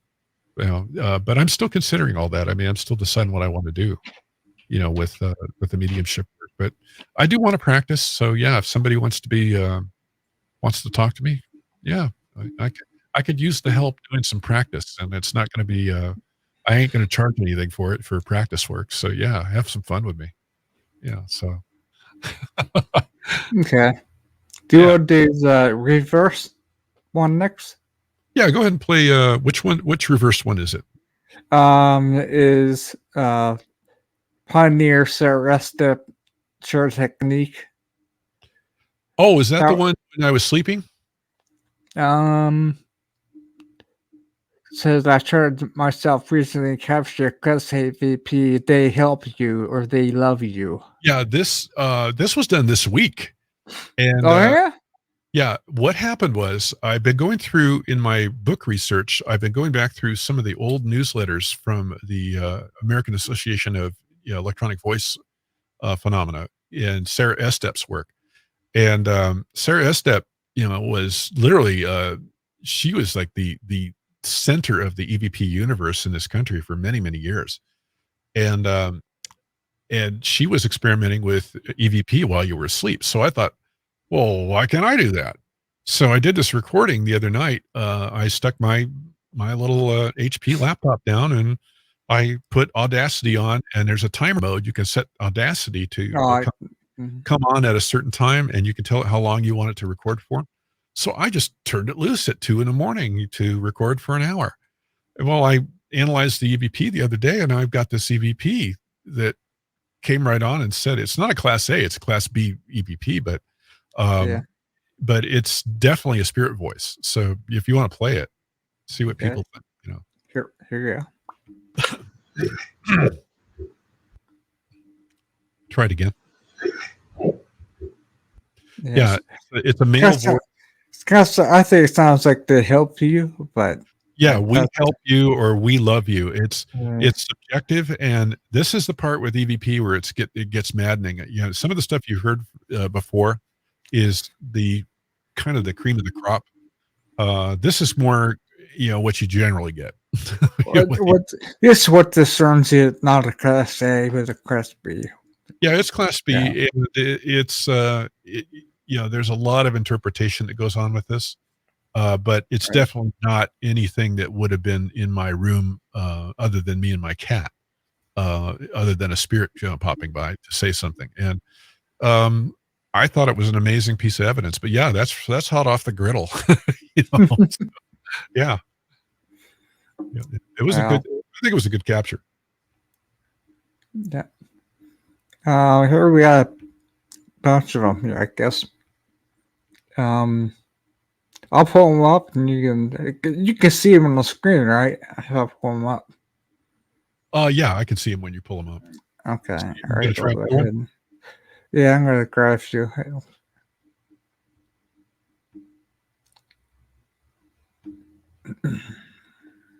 I love the one that I got with the Civil War ghost. We had actually Civil War detachments out here in California at one point during the Civil War. And I got this one that I love. It's on that list. Burn Yankee. Burn Yeah, Yankee. yeah, the first one you have here is called Guilty if it's going over the fence. Oh, yeah, guilty going over the fence. There's a cemetery called Clarksville Cemetery down in the town of El Dorado Hills, California. And that's literally on the way. It's on the last part of the foothills before you descend formally into the Sacramento Valley towards Folsom and Sacramento. And this is an old pioneer cemetery, and they're actually still in use. There's still people buried up there, but it kind of overlooks all the city growth that's happened all around it. And I didn't know where the entrance to this cemetery was, so I came around behind this movie theater that's there, and I wandered up this path and worked my way in. And this fence was knocked down, so I go over the fence. I just literally walked over it because it was flat on the ground, and I walk into the cemetery. And I get the CVP, and I'm like laughing. It's like guilty going over the fence.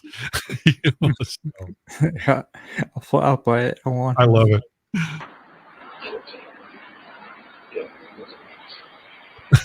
Yeah, I'll play it again. That's funny. Again, it's like a really good one. Oh, that's funny. Yeah, yeah. The noise in the background actually is the sound of traffic going by on Highway 50. And Yeah, I heard floor one of the traffic. things that EVP kind of depends on in a lot of cases in what's called transform EVP is the sound of kind of white noise to help them formulate yeah. words. Yeah, Let's say white noise traffic can help. Yeah.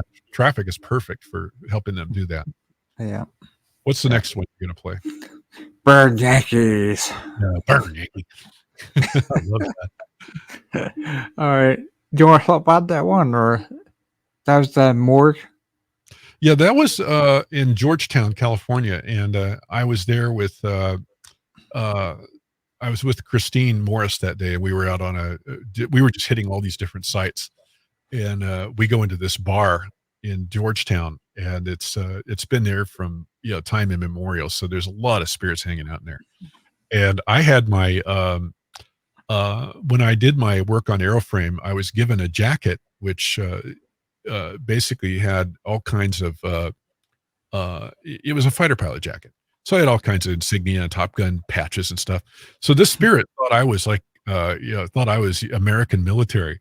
So it's like burn Yankee, just like it all. And I'm like, that's the best EVP. I just love it.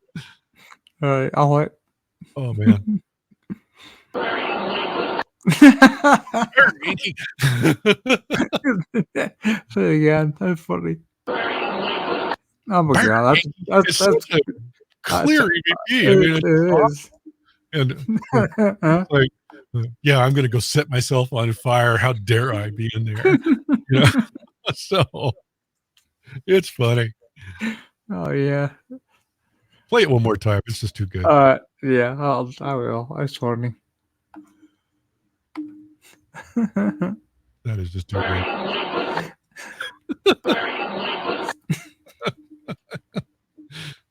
I love it. Yeah. The next one is your Spencer Civil War rifle reading. Everett. That's a kind of a long one, but basically what it was a friend of mine at Aerojet heard about my work with EVP, and he came up to me and says, "Hey, I've got this Spencer Civil War rifle." And I said, "Okay." And he said, I want to actually have you take it out in the parking lot home with you and see if you can get it to do anything, if you can record anything. And I'd never done anything like that in my life. I mean, I just was like, okay, this is like really early in my EVP work. And so I said, well, I'll try. I says, I can't guarantee any results. So I stuck a recorder out and got home and sat down. And I'm not sure how long this one is. I think it's a fairly long one. Yeah, it's 45 seconds, but we play it. I mean, yeah, go ahead and play it. Yeah. Here you go. Were you bringing it back from the battlefield?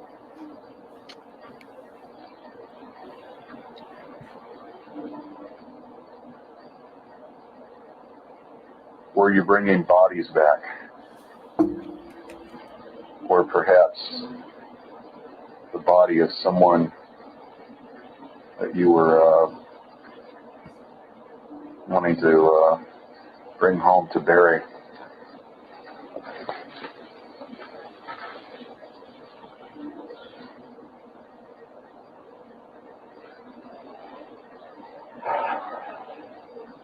That.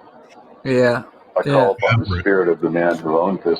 Yeah, it's right here. I'll play it right there. Yeah.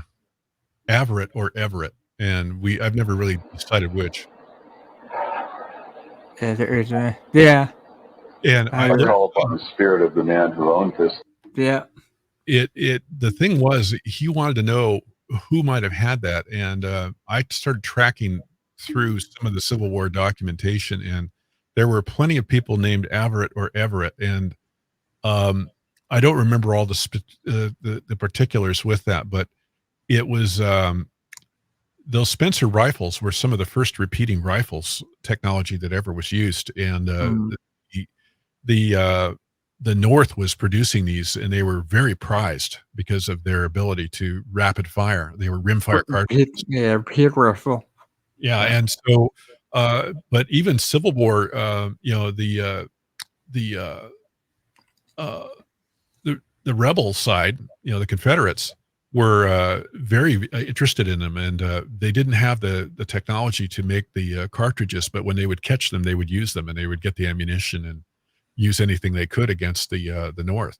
And so it's hard to say who had that, but that name coming through, that was just amazing. And when I played that for the guy, he just was like bug-eyed, it's like just like I was like, wow, this is really cool.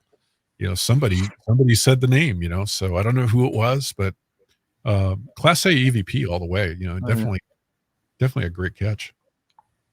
Yeah. Not as good as Burn Yankee, but Burn. The next one is BLD House in Pilot Hill, California. Has to help me on. Trying to think of what that one was. Let me pull up that page. There's a woman police were helped by a pre-investigation team in 2008. Clear Catch are looking into the history and background to the site to learn who she was. Trying to which number is it? Number 7. Number 7, Bailey House. Yeah, Bailey House. This is that.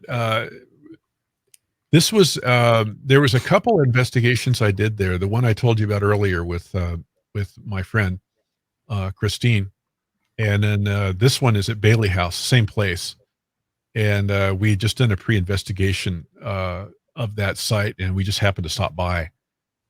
So yeah, I don't remember the specifics with this one, but go ahead and play it. And okay.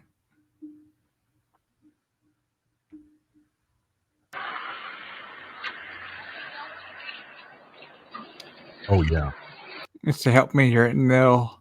you can hear the. Yeah, that is like a really, there's something after help me too, I think. Yeah, there is. There's quite a bit on it. But it's one of those EVPs where you get the actual tonality of the voice. And yeah. Play that again. You can tell it's the same voice too, and two different things. So yeah, and some do sound female on me. So yeah. Wow. Yeah, that's a good one. Yeah, that's clear. Right. That's a good one. Number 6 is Wolf Manor, the Clovis Sanitarium. I hate out. Yeah, there was a bedroom. It's that place is no longer there. The city of Clovis bulldozed it to the ground because of the guy who ran Wolf Manor. I think his name was Wolf. That was originally the Clovis Sanitarium. It was an insane asylum, and it was a terrible, terrible place. Other than one other place, which I mentioned in Ione with that boys reformatory, I came away from that one incredibly ill from it. The stuff that went on in there was horrible, and when I went into one of the bedrooms, was a woman named Mary. It was Mary's bedroom. And the EVP that I captured there was just, it was just dark. No other word. Yeah, go ahead and play it. You'll hear it. Okay. Yeah. Very dark.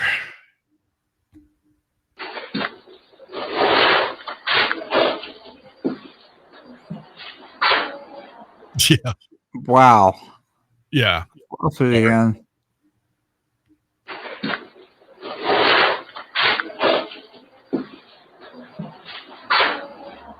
Wow. I hate out. Yeah. Wow, just commanding me to get the hell out of there. And trust me, I had no trouble leaving that facility.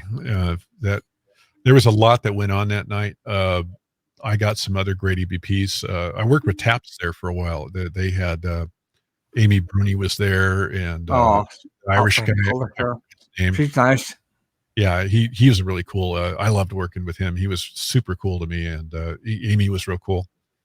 We did a lot of really neat work there, but I was ready to come home, and it took me about 3 days to start kind of feeling like myself again after that. It was so sad in there. And so I'm really glad that the city did take it down, because Dead Files did an episode where Amy, the medium from that show, went in, and she told Todd, I think his name was Todd Wolf. She told him, you can't open this as a hotel. This is never going to work. And the city, I think, basically watched that episode, and they took action, and they basically seized the property and said, no, you can still own the property and probably turn it into a parking lot, but this building's got to go. It's just not going to be good. And there was just a lot of terrible things that happened there. The abuse of the patients that went on in there, bad, very bad. My grandfather was a research neurosurgeon, and he ended up having a heart attack at the operating, and he had to quit neurosurgery, and he went into psychiatry. And he ran the DeWitt Mental Hospital. He was the lead doctor there for quite a few years before he died in 1962. And they did the same thing. The county did the same thing to that facility when they basically closed that. They went in and demolished it because it was that bad.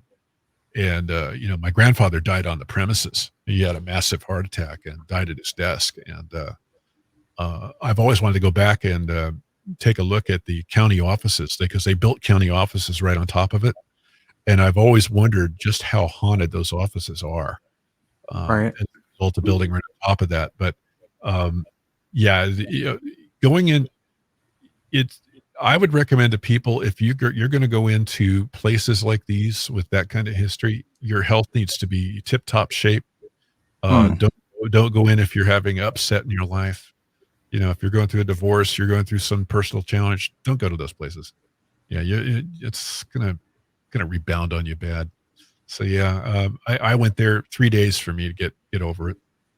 So yeah, it's I like going on investigations, but I be careful with some of those kind of places. Yeah. Right. There's positive places to go, like haunted ships, which generally have better ghosts. Right. This next one's seems a little better. It's called Like Me. It's Fairplay Cemetery in California. Yeah, let me look at that. That's number 5.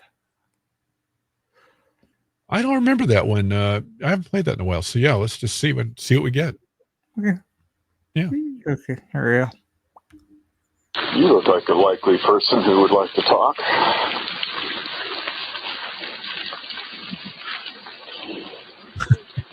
Yep. Here, there's towards the end, and you hear off it again. Like me. You look like a likely person who would like to talk.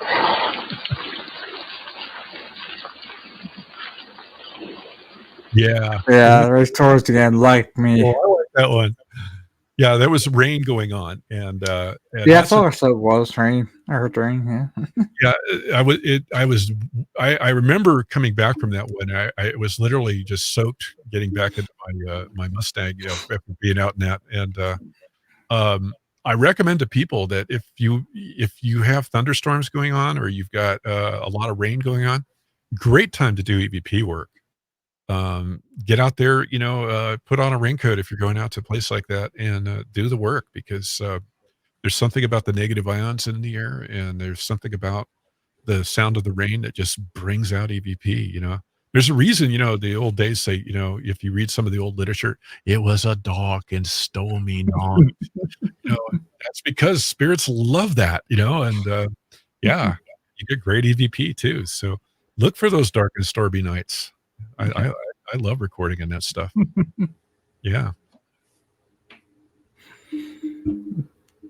What do we got? All right. Next is number 4. This is Georgetown Hotel. I'm right behind you. That's what it's called. The Georgetown Hotel is right across the street from the Burn Yankee bar. And, Oh, yeah? Yeah, it's literally across the street. And the Georgetown Hotel has a long reputation of being haunted. And all you have to do is go in and just ask a few of the locals that are standing around in the bar there, and they're going to tell you stuff.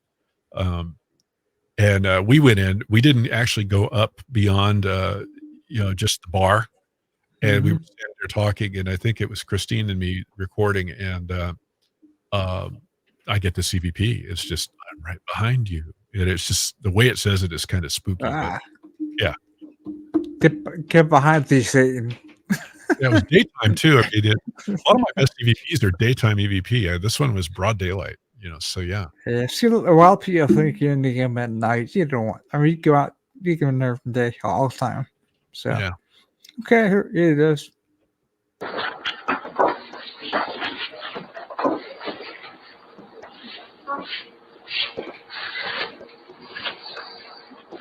Yeah. Yeah. Yeah. It's class B, but it's definitely, I'm right behind you. Just this. I'll say again. Yeah. Play it again.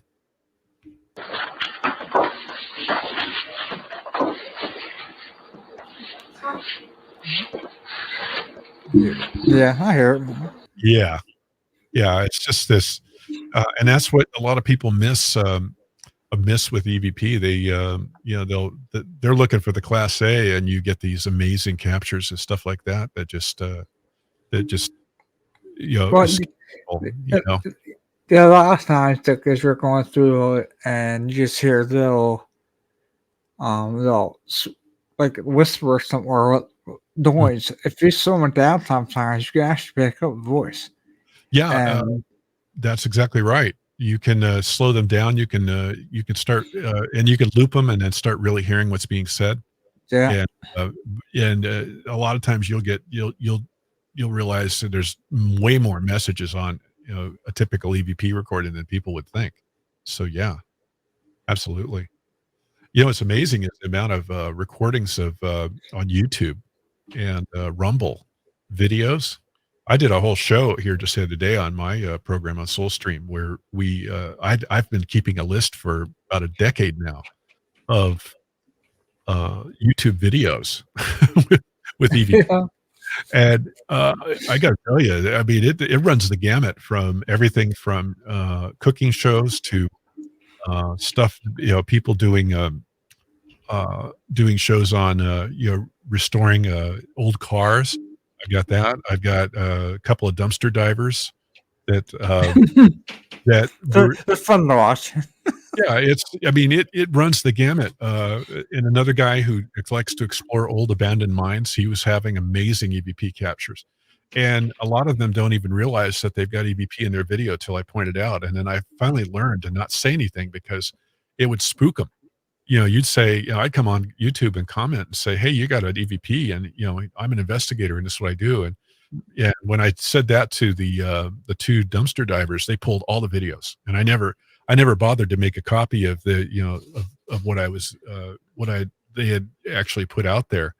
And this one, the guy's name is Steve. I won't say the rest of the name, but Steve, the dumpster diver, uh, was standing up there and he's commenting. His wife is filming and he's commenting about how cold it suddenly got. It's summertime and he's going, "It's really chill in here and it's cold." And then this amazing EVP happens and they're live broadcasting on YouTube. And and I watch it later when it's just in regular playback mode. And here's this amazing EVP, and they never noticed that because they're not looking for it. And so there's just a ton of streaming EVP out there. People, if you hear this stuff, definitely send it to me because I put it on the list, and then I will play it on the show and make an excerpt of it. But I'm building my list back up. I played on my show a decade's worth of my captures, and we did a couple hours of that just to talk about how these EVP form. But yeah, So, I've also like on some main shows. I won't see what it is. It's one of the main, but they were doing a residential case, and I picked one up that nobody out there did pick up. And I went back onto the site, and people also commented they heard it too, but they didn't pick it up from their show. yeah, realize that they spot check their audio. They're not going to listen to the whole show. They're being Right. paid the hour. They're Yeah. not going to they're not going to go through and do a lot of work to clean that audio up. Right. Now, there's actually I've been doing some research into old Soviet and early American space program audio, and it turns out there was quite a bit of EVP being picked up on those. And NASA got so upset about it, they started sanitizing their audio. They're paying a very good attention now. I was taking some of the audio from the more recent rover landing, and they were playing some of the audio from Mars, and it's been absolutely just wipe clean. There's nothing in there. And I even took audio from the in-flight tests that they were doing of audio that they released to the public, and it's literally they filtered it out on purpose. And but don't think that the space program doesn't have EVP, because they do. And the Soviet Venera lander that landed on Venus, there's some interesting stuff that I picked up, and I did a article on it on my Wow. Soulstream. I think it's either on the Soulstream or Ghost Rider Paranormal site. I can't remember which one, but I did a look at it really in depth, and then the conclusion I came to was either the EVP formed here on Earth while they were processing the audio somewhere along the chain of custody, or that it was actually picked up on Venus. And and the question is, I'm kind of leaning more to it being an earthly cause, but the point is that we need to start looking at audio from all sources, including off Earth. And some of these things are going to be recorded. Now, the Apollo astronauts picked up audio. I can't remember which mission it was, Apollo 11, 12, or 13, I think it was, or 14. But it was one of those. Eventually, if I say enough numbers, I'll get it right. But the bottom line is that there was these sounds of music that they were hearing. And then other strange things were being heard by them. And they talked about it. And it was all recorded on a continuous recording that they had aboard ship that eventually was transcribed. And some of that music, I think there's some cases of or actual samples of that music being heard on some of the NASA audio, so that they can't quite get rid of that and scrub it. But the newer stuff, yeah, they scrub the hell out of it and make sure. Bet they do. Yeah. So the bottom line is that some discussions have gone on with people that were in the know, that said, "Oh yeah, we were getting a lot of strange things out there, and things that we don't want the public to talk about or know about." And so Secure Team 10 has it right. NASA, never a straight answer. I mean, I worked with NASA, really nice people for the most part, but when you're dealing with the leadership who have their own agenda about what truth they want to get out, never a straight answer. Right. Kind of wise. But the rank and file people, some of the best scientists I've ever worked with. So neat people, but it's clear we were picking up stuff out in space that. Yes, it was EVP.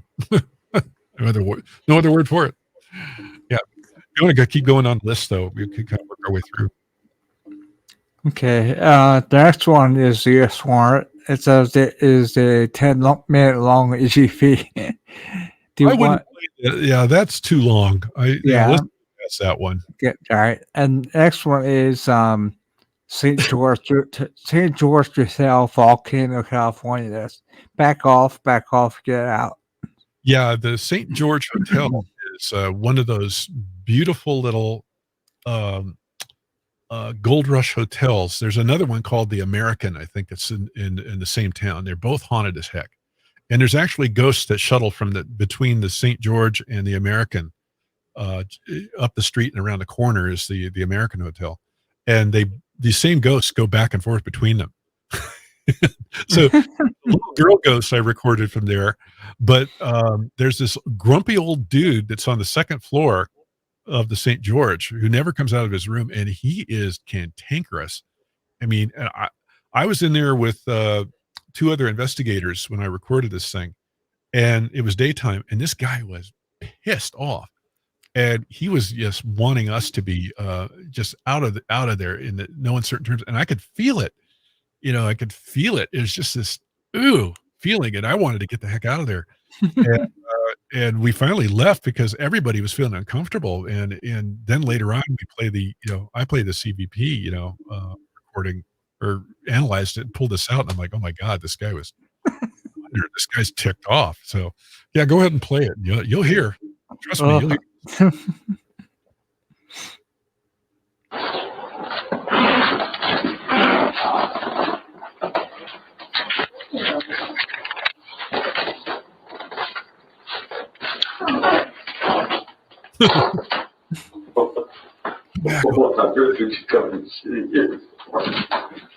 Now hear how my voice is It's kind of a strange little fun getaway, isn't it? Yeah. Oh my. We'll have it again. He was so energetic, he was breaking up my own voice on the recorder. Yeah, I heard that. That was wonderful. There was no filtering going on. I did no audio processing of that. That's what you get. What you heard is what you get. I had that before one time too. I thought that was really that new in Gettysburg. Yeah. One, yeah. Completely. Here we go.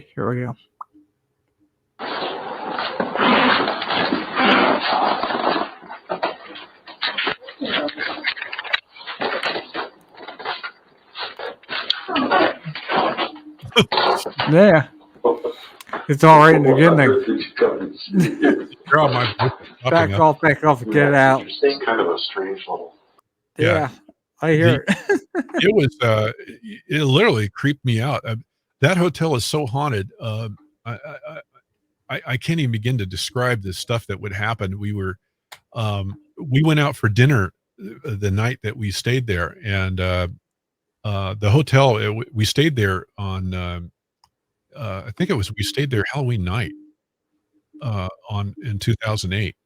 And we went out we found a Mexican restaurant that was open. So we went out and had dinner that night. And I left a recorder running on my bedroom on the second floor I was staying in. And I locked the door and left. And when we came back, I did the analysis later. There was something was touching the recorder and literally bumping it. And then we were hearing thumps and bangs all through the hotel. And we tried to chase them down because we were hearing them as we were there, but not only that, but were captured while the building was completely empty. We were the only people staying there. And it was just amazing, the stuff that was happening in there. But that old dude, he was ticked. Nah, In his space. And I pity anybody that stays the night in that room because he will make your night a living hell. Let me tell you. Won't get much sleep. Yeah. So, yeah, what a character. But I've run into spirits like that. They just are very territorial. And, and now it's like, that was early before I really the whole bit of manners. But, that spirit's got to know it's a hotel. Right. Hotel. I mean, why are you? Why are you still here? Yeah, why are you carping about this? I mean, somebody needs to cross that dude over. I mean, he needs some. Yeah. He's Yeah. the go. A great EVP. I mean, it's one of my. I count that in the top 10. That's just an awesome capture. But what a cantankerous dude. He's as bad as the other one at the Clovis Cemeterium. I hate out. So, Yeah. yeah. You collect a lot of good ones every year. That's for sure. Yeah, and I've got a ton more. I mean, my central, I've redone my library, my EVP library, and I've got, I've been pulling them in. I had them scattered all over the place, and I finally got it all centralized, and I've got a managed library now. And so I've kind of going through and reanalyzing old cases and with new tools and just a lot more experience. And there's a lot of new stuff that I'm finding on old cases. So, yeah, I just bought a 4 terabyte external drive, so I'm good to go. Yeah, I would recommend to people when they do EVP recording is to make sure that you have at least 2 places, where you've recorded your data to, and it had to have appropriate backup. And I write about that in the book I'm writing on EVP because it's mainly meant for people that are just getting into this and they don't know anything. And the idea is to get them introduced to just some real simple concepts of IT management for their libraries. I used to manage telemetry and 9-track tape libraries, 8mm tape libraries, all kinds of physical media. And so, I'm applying just, some of the basics of that stuff to help people with their EVP and paranormal data capture and how to manage it and not get burned because I've got more friends that I've had tell me about loss of amazing stuff that they had on one single drive. And if anything that you hear tonight, if you don't remember anything else, just remember, back up your data. Make sure you've got copies of more than one copy of your paranormal data. It will get you. And then you will be crying because there's stuff. I've had it happen to me. So, back when we first started, we had burned discs.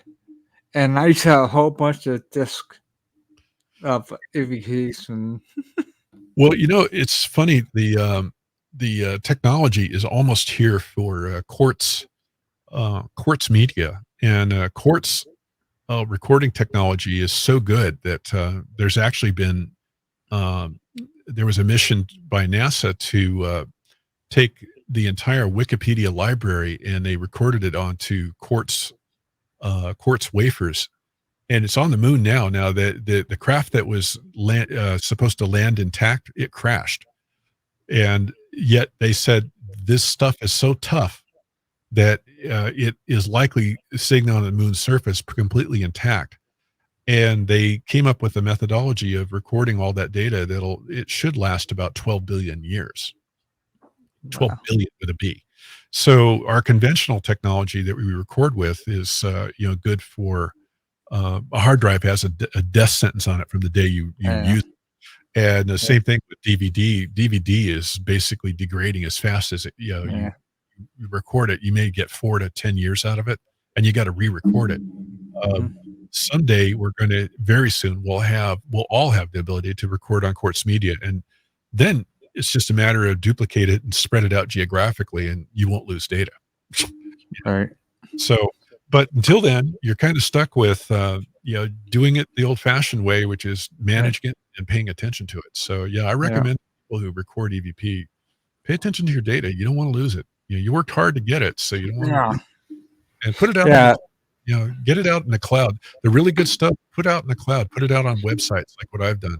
And because I got hit with a very recent near disaster, and it's kind of made me rethink everything and get it all centralized, and then go through and clean everything up. But I lost about 10% of my data, and it happened to me, even with all my knowledge, and it just creeps up on you, and you don't want that to happen. So yeah, if you got 4 terabytes, save up for another one and back up to that too. From a professional. So yeah. Yeah. Anyway, are there any other? I don't think we've got any more to play. We already did the Shingle Springs boy one, didn't we? Yeah, I did that one. I think it was the last one you gave me. Yeah, that I these are all like the old ones, and I'm going through. There's a bunch of stuff I didn't release, and so I will get them. Because I had cases right up to 2019 before the whole COVID thing happened, and I've just got so much more that I haven't released. And I should have been putting it out there, but I've got a ton of it. There's really good stuff. But these are some great recordings, from the early days. Oh yeah, they were. Yep. So, but God, thank you for having me on. Oh, it's been a blast, dude. That's good. How you gonna get? That's for sure. Well, I had a ball. well, I've got a ball too, and and again, if anybody wants to reach me, just Facebook me, at Soulstream Radio, Facebook.com/Soulstream Radio, and then and my show's on every week on Twitch. I'm on every Saturday night, 9 p.m. Pacific, for a couple hours. So we always It's midnight here. It's midnight here. For me out the east end.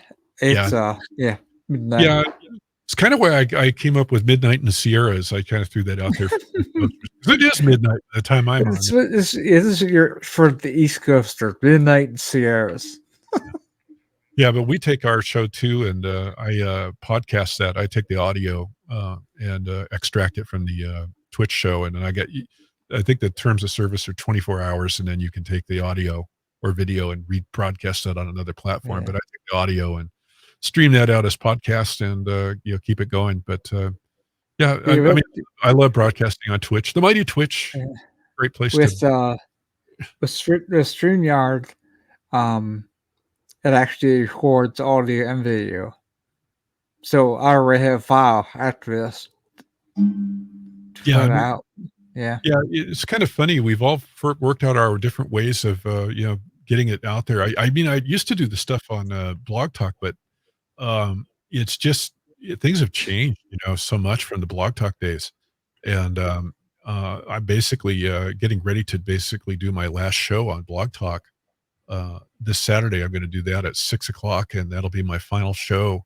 And I'm shutting down that account. I've moved everything over to my own server and all that, all the old shows, because I had like 300 plus shows. I mean, I've been doing this a while, So, yeah, I've had all those shows. I mean, just I've been really working hard on getting that converted. But yeah, it's so much better. I really like the Twitch platform, and I'm using Buzzsprout is my provider for my Oh, distribution.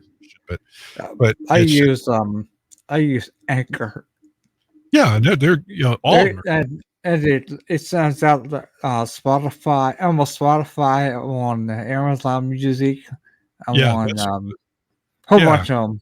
So Yeah, it's just they do a really great job distributing it, and you don't have to do all that work. And I didn't have that Blog Talk, so I wish them well. But yeah, I'm moving on to this because it opened up everything for me, and I love being on Twitch because it just makes it so easy. And you get a young audience, and they see, who's that old dude talking about ghosts? yeah,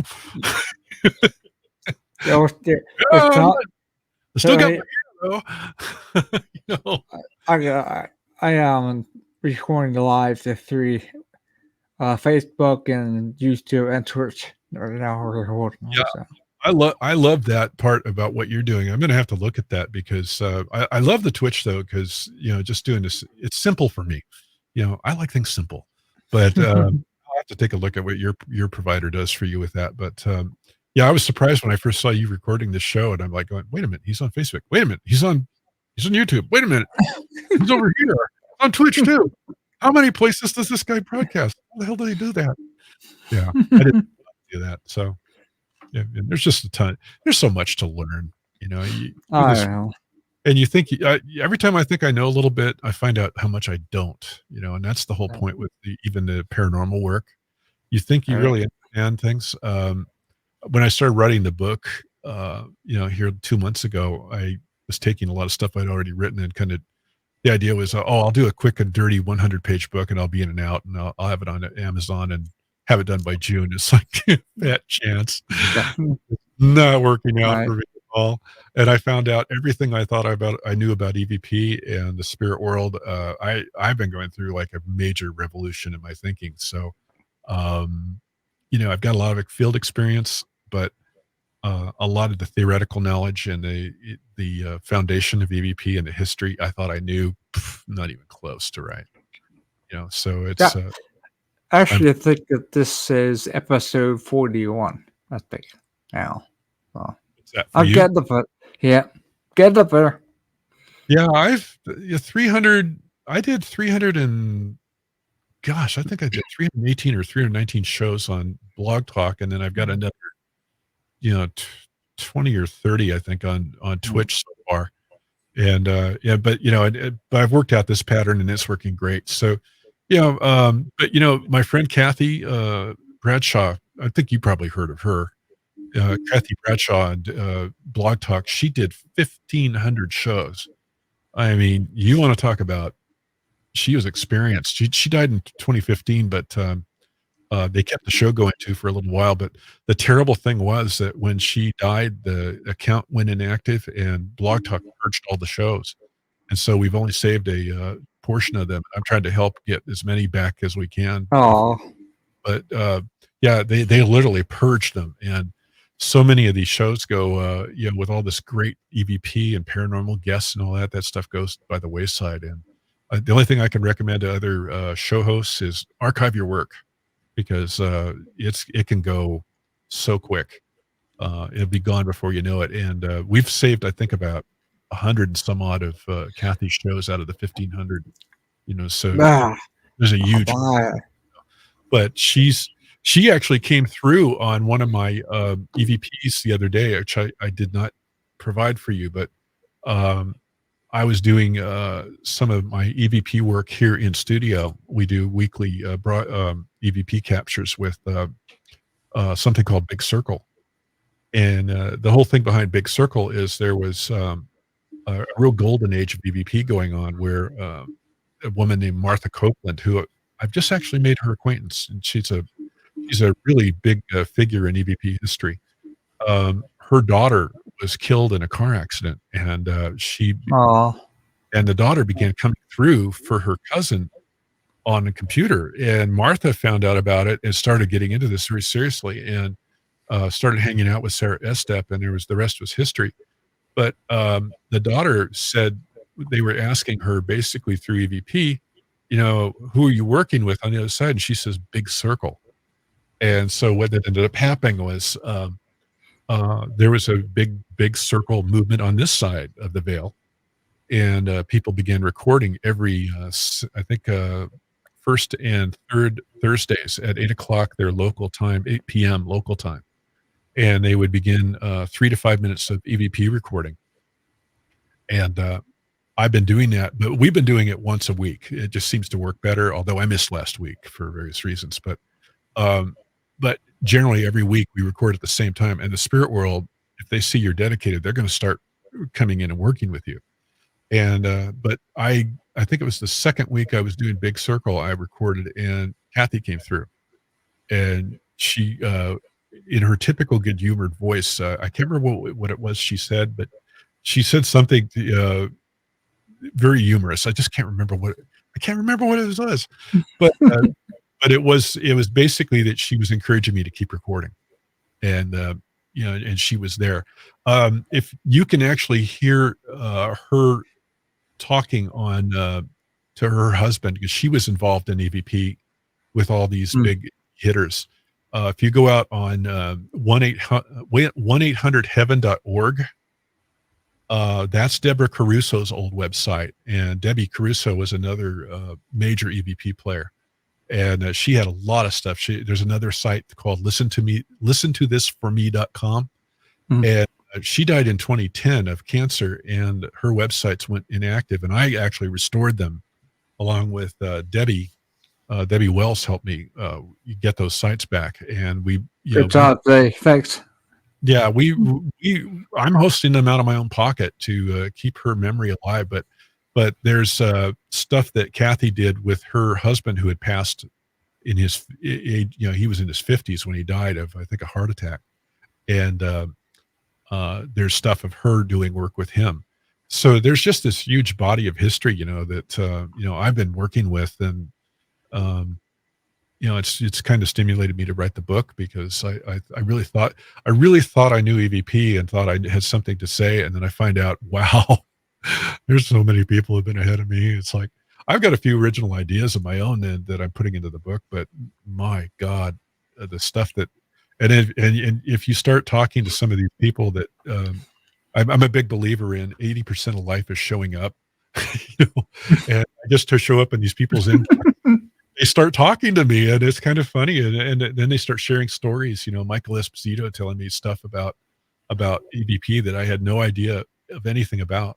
And so that's what's all going into the book, is to try to kind of show these new lights on things that people never heard.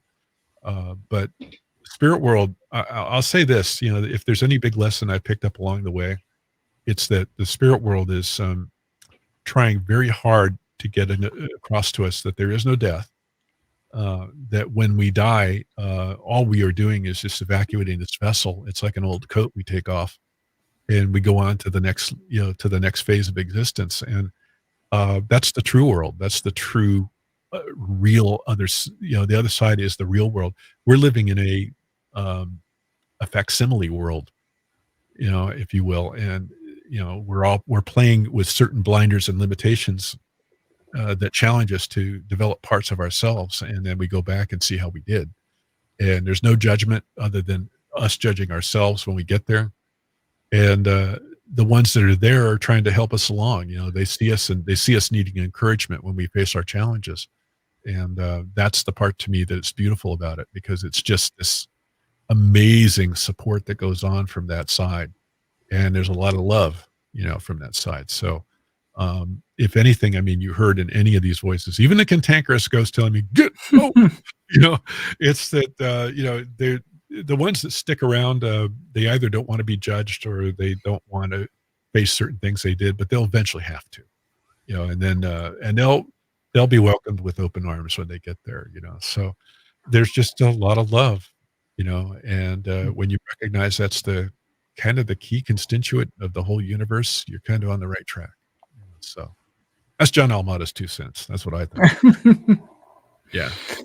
Debbie said that she was saying, "You are making me giggle." Which Really? I guess what she said was, Oh yeah. I just, I didn't realize she just was posting to me. She said, "A spirit just walked past the end of my bed. Wow. Still listening. You're wrapping up." A spirit walked by. She's got an incredibly haunted home. She told her 2 boys, they have autism, and their 2 grandsons, and they are able to see spirits. Oh my God, the stuff that hangs out at that house, let me tell you. But yeah, we all have ghosts. actually, Debbie said that there's Kathy who said that. You're making me giggle. Oh yeah. Oh, that was it. Yeah. Yeah. Kathy said that. That's right. Yeah. That's what she's making me giggle, and that's the part that just made me, because she would say stuff like that. She'd either say, "You're making me giggle," or she'd say, when I was being a bit of a smart aleck, she'd go, "Bless your heart." She was from Virginia, and you talk to some old school Virginia people. Bless your heart, you're being an idiot. That's what you're being. Saying it in a nice way. Bless your heart. Yeah. Oh my God. I don't know. I mean, there's so many ghosts all over, Yeah. When I worked at Aerojet, I would have ghosts walk by, in the workplace. I mean, I watched a shadow person once walk right through a conference we were in the middle of, and everybody looked at my face because my mouth flew open. This shadow comes walking through in the middle of a 3:00 meeting on a Monday, and I'm like, what the hell? And then they asked me, what's wrong? And I said, oh, I'm just having back trouble. Yeah, I just saw a friggin' giant shadow person go walking by, man. It freaked me out. But, yeah, I never have figured out shadow people. I don't get the shadow bit, but, Yeah. some people are scared of them. Me, the one that was in my house seemed friendly enough, and it touched my hand. I don't know. I don't know what to make of it. But bottom line to DVP, going back to that, it's just cool that they will leave these messages. I mean, the drill. I mean, you've recorded thousands of them. Yeah. Yeah. It's just, most of them are going to be these positive things. Want just to know they're there, man. And they're watching. And they're watching you. They're watching you when you have your coffee and you're cursing. Yeah. So. Can't wait to get to our investigation in August. What investigation are you going to be doing? We're in that Post-Town Elementary School. Mm-hmm. That's actually on my birthday we're going. We did a whole weekend there. So. Oh, that sounds like it's going to be good. You going to live broadcast it or what?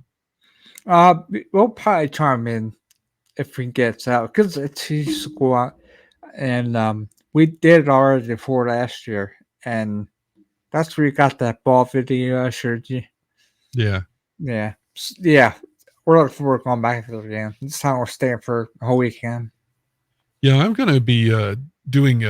There's an old haunted hotel that's down near Coloma that burned down back in 2015. It literally burned to the ground, and there were lots of ghosts there. And I'd actually stayed there one night before, and I'm thinking of going there and just leaving what I call a drop recorder. And it's basically you just take you can take a video camera or a just standard audio recorder and weatherize it. I like to insulate them with styrofoam, and then you just spray paint it with camouflage colors, the styrofoam, and then you go stick it out in a place where it won't get wet. And you just leave it there overnight and come back and get it the next day. And I've gotten some amazing stuff with that. You don't have to be present to get EVP. I mean, you can just set a recorder up, and any ghost goes walking by is going to set it off. Any spirit. There's just countless ways to get inventive with getting EVP. So, but I've done that and gotten amazing stuff. Although I did get fooled once, I thought I was getting spirit touching things, and then the deer. No, what it was is I thought I was getting spirit touching it, and I come back with a video camera and put it facing the recorder, and it was mice. Oh boy. It's a little, touch the, I'm just gonna touch it. And you'd hear the singing. And I'm thinking, I thought, oh man, the spirit's touching this. Oh man, this is so cool. And it was such a great, like, no, it was a bloody bunch of mice touching my recorder, just moving it around, batting it. Damn rodents. Yeah, what's this red light? Let's go hit this recorder. We're gonna screw with him, I thought it was cool. That's funny. Yeah, what are other techniques that I've tried? Stuff that, well, there's actually one that I want to try. I discovered some old evidence of it's not evidence per se yet, but what it is it's old recordings from underwater near Titanic, and it turns out that the Titanic site is incredibly haunted, and a lot of people that pass by it report seeing balls of light, energy. They'll see orbs. They see all kinds of crazy things, and there's even been reports of radio signals being heard broadcasting SOS, which Titanic was the first ship to ever broadcast traditional SOS. It used to be a different set of letters used for, CQD, which was, you basically come quick distress. And they went with the SOS. And so Titanic was the first SOS ship ever, to use that signal. And there's people that have been reporting that, hearing it on various above water ships and in submarines. And I don't know how much effort, how much validity all that has. I mean, that's just stuff you hear. You got to really check this stuff out to make sure that that's exactly Right. what's being said. But what I do think is that it's very possible that you could get some great EVP from the site. Man, there was a gentleman back in the I think 2010 timeframe. I did some research into what was going on with him. He had a small paranormal team, and they were trying to line up money to go out to do EVP at the site, and it caused one heck of a stink. There were people, in the EVP community saying that's insensitive and this and that, and they were going to lower a hydrophone over and take it basically down to the wreck site from the ship, and it was going to cost them like $20,000 to have everybody there to do it, and they were going to bring mediums on board, and it was just the whole thing was all planned out. And I looked at that, and it's like the reaction was so harsh from some of the media, and some of the family members. I thought, wow, that's, it's been 100 years, and there are phenomena going on out there. I would think that somebody coming in doing it in a sensitive way wouldn't be stirring up too much trouble, but I got looking, and I found some videos that had been done by various government research submarines and some of the private funded expeditions that had full audio from inside the vehicle that was all the way down at the wreck site. And so you have a perfect opportunity to go through and do EVP analysis on the existing audio, and which I tend to think that probably they'll have some good captures in there. I've never done it. I mean, I made some notations about, the evidence, but if somebody else wants to try it ahead of me, go for it. Cause I'm trying to write a book, but the bottom line is there's so much audio evidence from that wreck site that's already there that it would be a good idea for somebody to go through and run the analytics and see what they come up with. Because I just think that there's going to be voices captured, and the ship is disintegrating as we speak. I mean, it should basically, they're saying it's accelerated its death plunge into a pile of rust. They're talking between 2030 and 2040. I think it's going to be basically just a rust state, and all that's going to be left are the glass and leather items and things like that will basically mark what's there, as far as that ship being a graveyard, but there was so many people that died there that has got to have left a psychic imprint. And not only that, there are probably intelligent spirits hanging out in the area even today, so yeah. These wreck sites are very an open area for developing EVP technology, with hydrophones. I've always wondered if it was possible to really do that. And I thought I was being original and found out a lot of other people have been thinking along the same lines.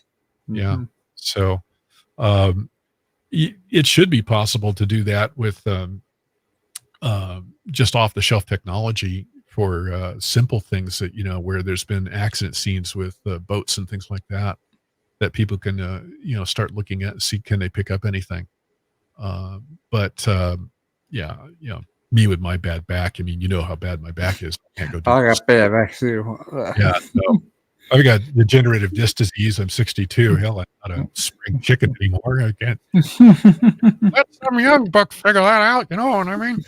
But these, pushing the technology, it really needs to be done. And there's still new areas to explore with this stuff. And Oh yeah. but EVP has a bright future ahead of it if people just keep going with it and ignore the scientists because they don't really give a damn. Anyway, they don't want to talk about this. Well, we'll just No. merrily away and keep producing the evidence until we have like an ocean. It's so deep that you can't ignore it anymore. But yeah, Right. yeah.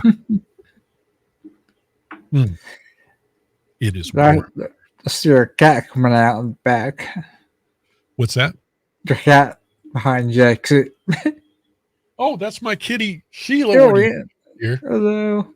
There's my little girl. Are you? Oh, you want? Well, I already fed you dinner, and I gave you a whole bunch of extra treats. I give her treats in her dinner. She started insisting that I give her the little chicken flavored treats. So I mashed that in for her. Now she's just like she's the queen. She's my little.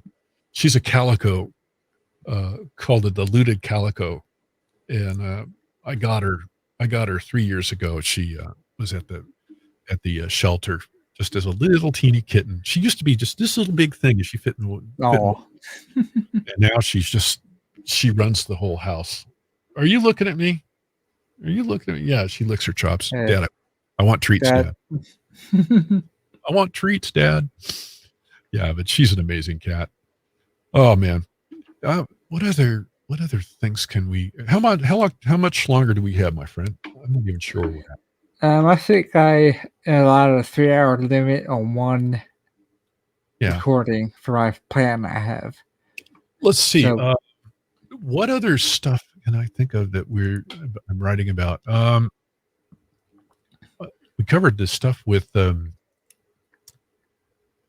whole bit with the different technology, the techniques of doing EVP. Kind of just briefly return to that. The whole bit when you go out and you're trying to be imaginative and come up with different techniques. I was just watching, some of the paranormal shows. I won't name them, but when you see some of the network TV shows and they're talking, they do an EVP recording and they say, "Is there anybody there? Do you have something to share with us? Can you tell us your name?" I mean, how are you going to look? Yeah. It's fishing. You're going out fishing. Put a nice worm on the end of the hook and go put something juicy out there to get them in. If you're going to go fishing, you got to bait the hook. You're not baiting the hook. Little piece of advice: just bait the hook. Talk in terms that they understand. Talk in terms of their lives. Talk in terms of knowing their history. Sometimes they try to do it, and you see that, but it's almost like a tired response. I think some of these guys have been investigating so long they've never really taken the next step and remembered that these are people. right. You gotta talk in terms of people, and and once you start talking to them, from that point of view, and you're talking with them and not at them, and including them in the conversation, and treating them like they matter.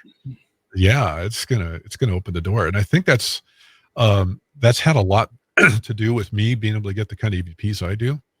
But I was doing mediumship before I was doing any of this other work, and I don't know how much of that factors into getting good EVP, but I've had my theory that there's some evidence of that I think that there's some part of that does help with it. but I don't think that it means that, yeah, if you're not a medium, you can't get good EVP. I think that Right. you can develop a, but I was writing about that today. I was writing before coming on here, that you can develop a relationship with your spirit guides on the other side and really make that thing shine and really get to know your spirit guide, if you want to call them your guardian angel. That's another terminology for something that is almost the same. Um, if you can develop that, you're basically developing a relationship with the other side that's like a near constant presence with you. And that lights you up even more. And you become kind of like this flame that these spirits are attracted to. And, it just really brings in the results, you know? So I hope that people, kind of take that seriously. Going in without a spiritual basis for communication, yeah, you'll get the EVPs. You might get 10, but I would walk in, in these cases and have investigators who I knew were doing no spiritual work at all, and they'd get maybe one or two good EVP, and I'd walk out with 30. Mhm. So, I'm not bragging. It's not bragging. It's just I'm putting the work in. Right. I mean, if you're going to play tennis, that takes practice, and you're working your butt off to learn how to do that stuff. And this work takes practice, and there's no pay in this. I mean, really, I'm not going to make a lot of money off this book. I'm writing this mostly to help my thinking. And then if other people read it and agree with it or throw rocks at me and say, you need to change your thinking, I'll look at it and go, I was successful. Maybe I should consider these other opinions. And that's kind of the point of it. But you're really developing yourself when you go out and do this work. And I think it's the same with you. You've got this basic interest. You've never wavered. You've kept going, Scott, through all your life challenges, you keep going with this work, and you keep trying to do new things. And that's commendable. I mean, that's amazing. So Yeah, that's what I keep going. And what else gonna do? I mean, I guess sit here and fret about it. So I gotta get out and do things. Yeah. So. Well, we're just a couple old guys now, cripples. We're still getting out there and doing this work, and that's the important thing. I'm just still doing my work with Shepherd. Just need to move slower here, but yeah, I can get this done. But I mean, it's just I really I think we've learned enough, both of us, to have some things to say about it. And that's kind of my point in the book is just, I picked up a couple of things along the way. I hope it's useful for you, and pay it forward by, when you get to a certain age and you've been doing this same kind of work, if you really care about it that much, pay it forward by sharing what you've learned, and maybe you'll say some new things along the way, because who knows where AVP is going to go. I mean, in ITC work, the ITC stuff, I'm really starting to show an interest in, because it's a two-way communication that's real time. This whole bit with the, radios that change frequency, the sweep method with EVP. It's not even EVP. It's ITC. It's sweep. They're sweeping the radio frequencies either in a sequential fashion or sometimes even random frequency. And it's still, spirit still is able to make these things be useful as a means of leaving EVP as words. And that some scientists call it pareidolia. Pareidolia. I can never say this word, but they're saying it's pareidolia, and we're being tricked, and that we're just deluding ourselves. And there could be some truth to some of that EVP. Some of the EVPs we get. But when they're saying specific things in response to you, that kind of shoots that right in the tail. There's intelligent responses that are occurring, irregardless of the type of technology or methodology we use. Mhm. And, but I think that where this goes from here, I think we're going to see it lean more to devices that are better at ITC, at two-way communication. And hopefully it gets to a point where we can, get Class A quite a bit of the time. And I think that will occur. But it's taken a long time to get to the place where we're at. I mean, you go back and you look at what Edison was doing trying to create the tech, the Thomas Edison communicator, they were limited by the technology of the day. And look at what we have now. I mean, EVPs are being picked up on telephone recorders, cell phones. Oh, yeah. Cell phones, yeah. Yeah, I saw when I was there in near Fresno at the Wolf Manor there in Clovis. I think it was Amy Bruni. She was working with one of those telephone line testers. They called a toner, and I used to use that in my data when I was punching down data lines when I was working as a computer operator. Part of my job was punching down telephone lines and data lines, and so I got really good at that. And I had a toner, and it's just basically a little radio oscillator with a probe, and you put it on one end of a line and clip it in, and then you go to the other end and for the line you're tracing, and then you use that and you clip it in at the other end. And that's all old hat now. There's hardly anybody doing it that way anymore. It's all late, fiber optic. But back in the day, that's how you did it. And the toner at the other end had just a little radio receiver with a little probe, and you just put the probe on, and you would probe until you found the line that had the hot signal. And she was taking that toner little radio receiver, and she was getting EVP off of it, which was this. I mean, it on the surface, it sounds like, oh my God, how did she think of that? It's just a little radio receiver that's just really kind of dumbed down. But the bottom line is the spirit world doesn't care how they get a message to us. They just want to get a message to us. And, yeah. But even the whole notion of why EVP form in the first place, I mean, that's part of some of the other stuff that I've been looking at.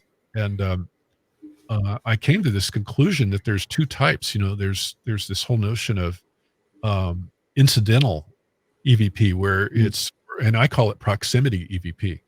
And it's where you come, a spirit will be responding maybe to something you said, and they'll be near you literally in a three-dimensional sense, although they may exist in a different dimensional world. But in our three-dimensional world, they may be, quote, near us, and they're near the recorder. And without any intent other than just them speaking out loud, because they're in proximity to the recorder, they affect the input stage on the electronics of the recorder, and not the microphone, but the audio input stages of the recorder. Just by their presence, they are having EVP form on the recorder, and it's an unconscious thing on their part. That's one way. The other way that EVP can form as a form of directed or intentional EVP, which is they have the ability to select a recorder and say, I'm going to leave you a message here. And we never know quite what that's going to be. The type of method they're using. Is it going to be incidental, proximity EVP, or is it going to be intentional? And it may be that those definitions are going to get thrown out down the road, but that's kind of what I came up with on my own, because I couldn't find anybody talking about that. Right. There's some stuff AEVP did, and Tom Butler, who runs A-Trans-C, which is what AEVP became. He talks a lot, but he's like an electrical engineer, and if you talk to electrical engineers enough, they speak a different language. And I'm just this ordinary, technical guy who tries to speak in plain English to people. So I'm looking at it, let's explain it to the mass audience kind of point of view, and without dumbing it down, but say it like you mean it kind of thing. And Tom is good with the theoretical knowledge, and he is extremely knowledgeable. I mean, I refer to his site all the time. Amazing fellow, but he speaks a different way. And but I believe though that that a lot of EVP, they're not even intending to talk to us, because there's some that that you'll do a recording, and I'm sure you've got EVP like this, where you recorded it and it's a couple of 2 or 3 or 4 spirits talking among themselves with no intention of saying anything to you, and you're picking it up. I mean, you got if you got that, then that's pretty supportive. There's some kind of mechanism going on that's unintentional. It wasn't like one of them reached out and said, I'm going to include them in on the party line. It's more like, they were just in the proximity, and the recorder picked it up just because it could. and and that's just a byproduct of their proximity to the machine. Still doesn't explain this whole thing with the two recorders side by side, and Right. EVP only gets to one of them, and it shows up in a different place on another if it Right. does, because that's another weird aspect of their universe. I really, the thing that I keep hearing from the mediumship communities and from people who are doing, a lot of work with EVP and ITC is that time is different on their side. It's a completely different set of rules when they're over there, and they really have to struggle to, especially since they were human. They remember the old system, and they're suddenly back in this new original world they were from, and they've got to kind of make the juxtaposition, that they're dealing with these two different realities. So I think it's really hard on them too. They have to struggle, and they have to come down to kind of lower their vibration to get to us, and who knows, I mean, it's going to be fun when I get to the other side and I can finally go, tell me all the stuff that I got right, I got wrong. How much of it was I screwed up on, man? I would love to know that, because I know they're probably laughing through their backside right now going, oh, he's so screwed up. Isn't he cute? Isn't he cute? Yeah. Bless your heart. Bless your heart. Bless your heart. You don't know Jack. Yeah. So I don't know. But it's the mechanism by which they do the recording is intensely interesting how they do it. And when I look at the scientific community, their lack of recognition of this, that we're getting it on these devices is just astounding to me, because if we're getting it with consumer grade recorders, imagine what happens when you get a bunch of really first rate minds together in a room with a good budget, a good R&D budget that could really do the right kind of science on this, because you could really take it to the next level. But I will say something that happened to me with my father, because I was having this discussion with him about 6 months before his massive stroke, and we were talking in 2006, and he was poking fun again at the paranormal work I was really looking into doing, and I said, well, what do you think? Do you think this stuff is real or not? And he goes, oh, we know it's real. And he just right off the cuff, he says this. And here he is, Mr. Rocket Scientist. He does not, my father, just a quick sideline here. My father designed the service module main engine nozzle and combustion chamber on the Apollo service module main engine. It was the AJ10-137 engine. I mean, this guy's no dummy. But he worked on a lot of different kinds of programs. And he just says this thing to me, though, and says to me, that, oh, yeah, we know all about this stuff. And I go, well, what do you know? And he says, oh, it's all real. And we developed all the technology. I was part of a project that did that. We worked out a lot of how the whole system works. We did blah, blah, blah, blah, blah. And he's going on, and all of a sudden he gets this, suddenly realizes he just opened up about the wrong thing to the wrong guy. And I looked at him, my mouth is open, and he goes, you didn't hear any of that. And I said, what? You just dangled a damn whale in front of me on the end of the hook. You're telling me that I'm supposed to sit there, that it's all bullshit. And he just zipped his lip up and says, I got to go. And he just walks out of the room. And I'm like, holy, yeah, God. He was a frustrating human being sometimes. But I asked my mother about it later, because she says, yeah, he worked on that.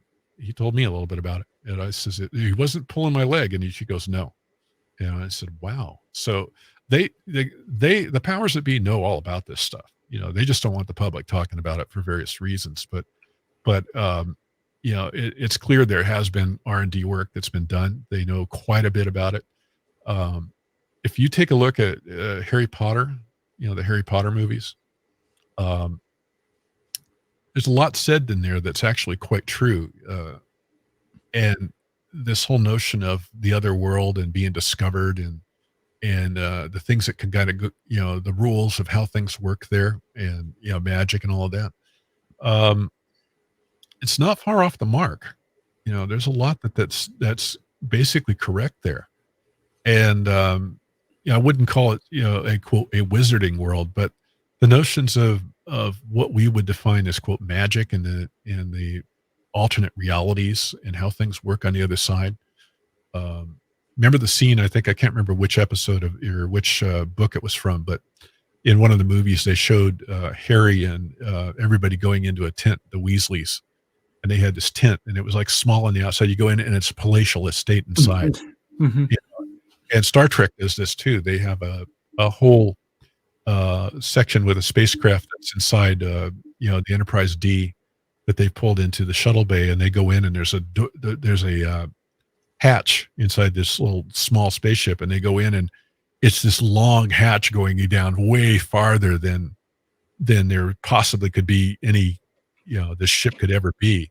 And yet it's there. It's this giant room inside, and there's all these different rooms, and it's, a lot of people call it hyperspace, and they talk about these hyperdimensional realities that have these seemingly three-dimensional quandaries we can't wrap our minds around, and that's a property of their universe. So a lot of what movies tell us are basically the powers that be are basically letting us know these realities do exist, but they're basically couching it in terms we understand and kind of talking down at us, like, you don't know anything, you guys. We're just going to believe it's all just wait to get here. Yeah, it's it's like the whole question of warp drive. If you do any level of research, you're going to find that there's Alcubierre. I think it's the Alcubierre warp drive is a reality. There's actually been a lot of work done on that, and the power requirements have been scaled down so that it's at a point where we're pretty darn close to being able to actually be a warp capable civilization. That warp is nearly here. The whole notion of chemical propulsion is so antiquated. It's funny. It's kind of like the whole notion of electrical systems that we use is ridiculous, because a lot of what Nikola Tesla was working on with regard to power systems are light years ahead of anything that we have even now. He was working with technology that he developed back in the late 1800s. He got done with developing AC power technology, realized that he found this whole new section of technology that no one had noticed before, and developed it. And he ended up ticking off the powers that be, because they didn't like that. They wanted it for themselves. But, the rest of us were all going to be stuck with this technology called alternating current technology they could stick a meter on and bill us for, Oh yeah. Yeah, if you want to look for a rare book that's really hard to find, but there's PDF copies available. I'm trying to remember the name of it. It was something like Hidden Technologies of the Cold War, and I can't remember the author, but he basically writes about a lot of the things that we're running into today with energy shortages, and why things are the way they are, and what actually happened with Nikola Tesla, the real hidden history. When you find out about what he really got into and the war with Marconi, everybody that hears the name Marconi thinks father of radio. Well, Marconi was not the father of radio. Marconi was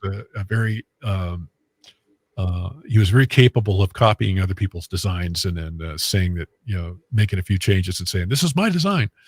And he literally had a court proceeding to have himself declared the father of radio, which Nikola Tesla showed up at and says, excuse me, I was doing this work far ahead of Marconi. Yeah. And, Hello. and Tesla was so far ahead that he had done radio ahead of everybody. He was working with what was basically called radionic energy. And he had developed this to a really fine degree, and it caused a big stink because they couldn't figure out how he was trying to work to give the energy freely away to the entire human race. And there were those who wanted to profit from it that didn't want that out there, and their view prevailed. But there's a reason why all of Tesla's papers were grabbed at the time he died. I mean, the FBI descended on that hotel he was in and grabbed every bit of paper, and because he didn't have any family, I think, and that was the end of that. They grabbed it all, and but this guy was so far ahead of his time. I think he was a bit ahead of Einstein, in his level of technical skill Wow. and his ability to abstract. He said that he could see designs in his head and work it all out inside of his mind, and didn't really need to record it because he could build it just straight from his memory. He was that good. So you're dealing, Wow. but he was working right about the same time. He was having some really strange experiences with voices that were coming through on his equipment. Speaking of EVP, and he was recording some things that were amazing. And I actually have some stuff on this in the book that I'm talking about, with links to the that you can actually build your own versions of his devices and hear some of this same stuff for yourself and decide for yourself. So I'm trying to pass on this information to say, you might want to take a listen to some of this. It's kind of strange stuff. And but he was saying he was getting definite voices, and some were actually communicating to him. And so Wow. him and Edison were both right about the same time in history. They were the two brightest minds of their day that these intelligences were picking to try to kind of kickstart the whole communication between the realms kind of thing. And they go where the minds are that are open to their input. And you tracing this history has just been something to see, because there was guys like Attila von Sazele and Raymond Bayless were a couple that were guys that were working on this stuff in Los Angeles in the 1950s, and they started getting really good EVP results in their work in this laboratory, and they published it in a little known journal of parapsychology research, and they were the first to really document real EVP. And then there was this other guy named Jurgensen, Friedrich Jurgensen. He's the guy everybody says recorded EVP first. No, he was just one in a line of many as the other side was developing this all for us to start learning from. And what ended up happening was, he was recording voices in the forest of, he was trying to record bird songs, and he ends up recording voices, including one that from his mother saying his pet name for her. And so he completely, he was a well-known artist, and and very well known in the European royalty community, and people of any import, knew who he was. And he switched it all around and went into recording the voices, and then he gave press conferences. But he didn't have the scientific background, and he ended up writing a book though about it, and it ended up being noticed by a Latvian scientist who is named Konstantin Radive, and him and his wife was a very well-known writer. And so he got into it, and it opened up everything. And that's how EVP really came to be. Was Konstantin Radive was doing the work, and him and Jurgensen worked together for a time, and then they had some disagreements, and they kind of split off and went their separate ways. And but it was Radive who wrote a book called Breakthrough, and what that book did, it really set the whole establishment on fire in Germany. And there was a interest in translating it to English, and he went to a small recording house or publishing firm. It was actually a guy that was in Germany. I'm trying to remember the guy's name. Colin Smythe, who's still alive to this day. I've actually just written him a letter trying to get some information from him. But Colin Smythe was at this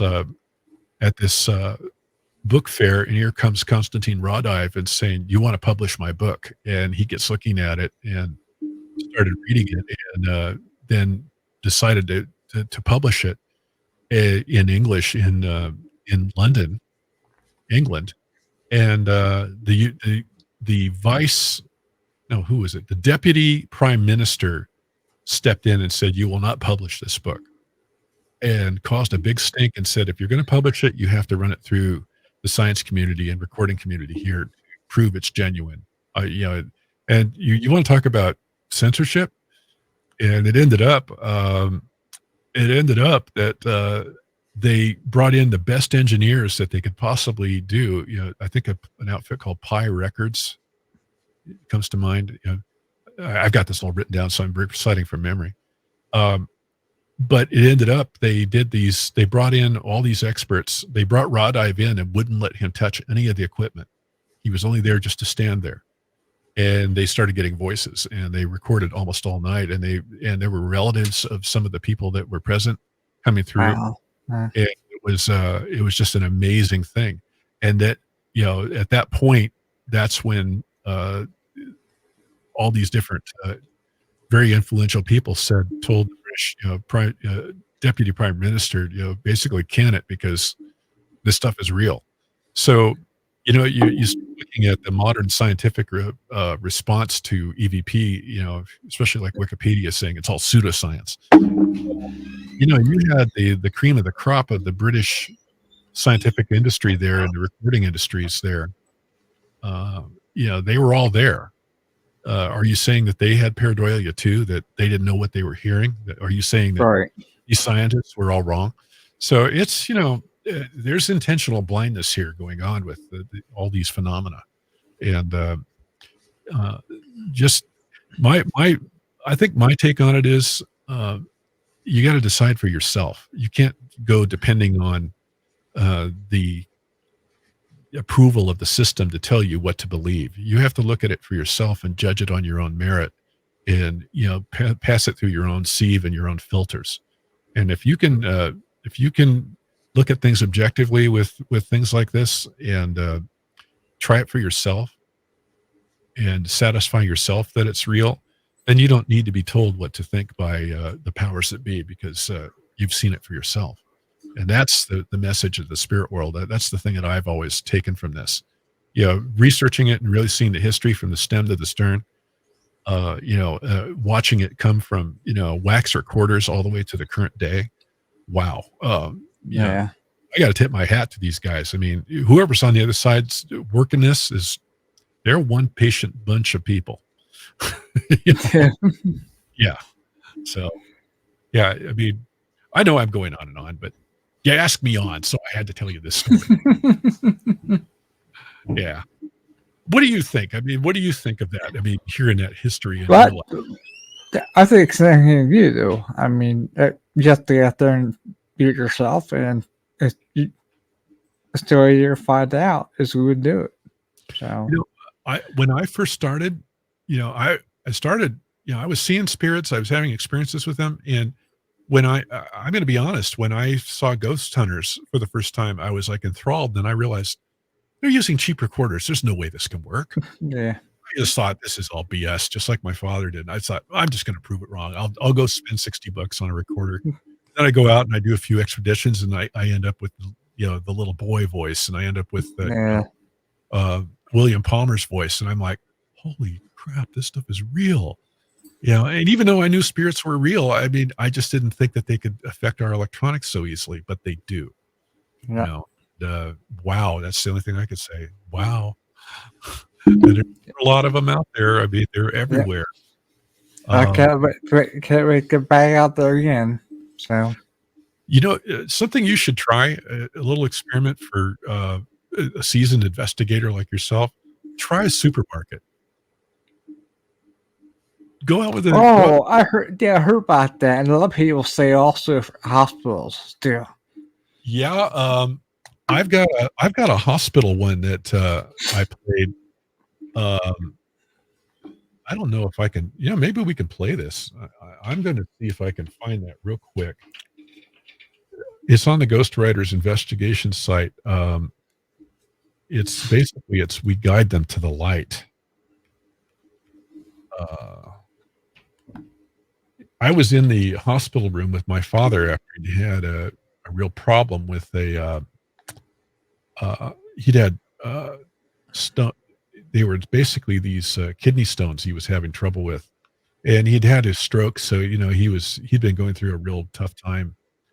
And I'm trying to find this. Let me see if I can find it on the local site. I can search on that a little better. I got him on my web server, local web server, so for it. What it was though was I was sitting there. I'd been on an investigation a couple of days before, and I was in the hospital room with him, and he was just coming to, and I had I reach in my pocket. I've got a recorder, and I'm going, "Oh, I'm in here with my father. What the heck?" Let me see if I can find it. I did this recording, and I get this voice that's just amazing. I'm still trying to find it. I'm looking. God, I hate to not have it for you. But it ended up, I am not spotting it. I'll just paraphrase it for you, but it's this, what ended up happening was I was sitting there and I start recording, and this sound like a trumpet happens as I'm recording.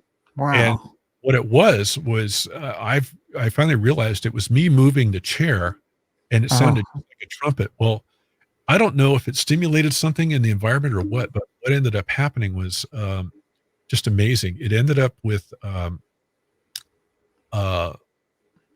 this voice comes on and says, "We guide them to the light." And I mean, it's like, just sounds just like that. "We guide them to the light."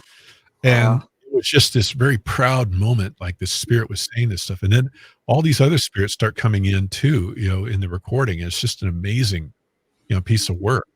It just blew me away. I did not realize there were that many spirits in hospitals, but Ghost Whisperer got it right. I mean, hospitals are chock-a-block full. I mean, have you recorded in a hospital? No, I have. I heard something. I saw some YouTube videos a couple of years back on that. Yeah. I'm just trying to find that. It's like a guide them.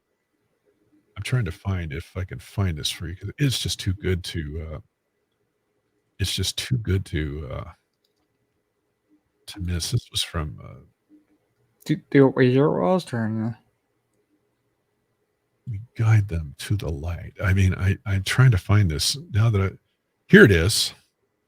I am going to send this to you. Let me get it. I found it on the local site. I had to remember. Yep, it's there. So I'm going to throw this on Facebook for you. And you should see it. Mm-hmm. It's called Hospital Angel Guides.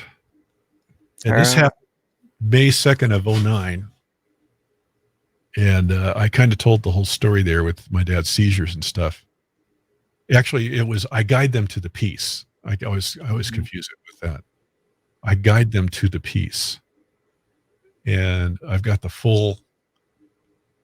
So if you want to play it, there's also some other EVPs from that same set down below. If you want to play some of these, I'm willing to go through those with you. Okay. But you'll be looking at me going, "How the hell did you get all this?" Just tried it out. 80% of life is showing up. That's my big role. Here we go.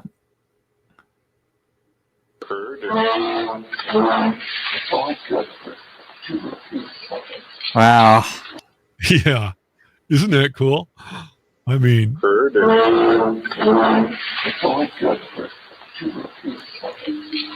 wow, that's good. if you scroll down, there's some more, and you'll be like, okay, so next one is this well played.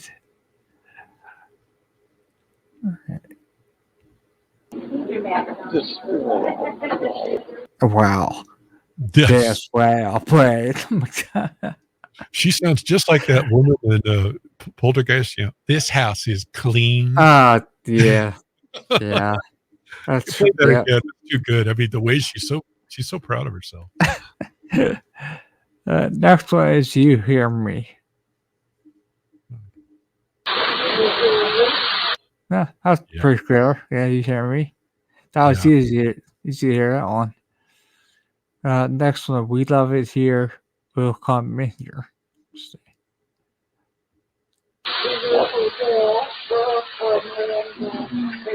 Wow. Yeah. I Do mean, you the think word, that's out of hospital? yeah, it was in my dad's hospital room. It was the spookiest thing ever. I mean, when I got home and I started realizing what I had, I was like, holy, how many of these did I get? But I think the one with that male voice coming in, but these are some of the few female voices, because that's definitely female Oh, speaking. yeah. There's no Yeah. doubt about that. Next one, Green Joker. Have no idea why this would say this, but I think there was a surgeon that had come in and he was still wearing scrubs. And Oh, okay. yeah, and I think that's what it was. I think, oh, he's a green joker. you know, Green Joker. Green Joker. Yeah, that's green funny. joker. And you notice the melodic voices they have. I mean, that's the thing that EVP have that I've never figured out. Oh, It's like they're yeah. you've heard Yeah. that. Oh, yeah. We get that a lot, yeah. Yeah, I've never understood it, why they are the way they are. Oh, there's even another one. Oh, here's a lot. I'm going crazy. Okay, hey, here's I one. love it. This is good.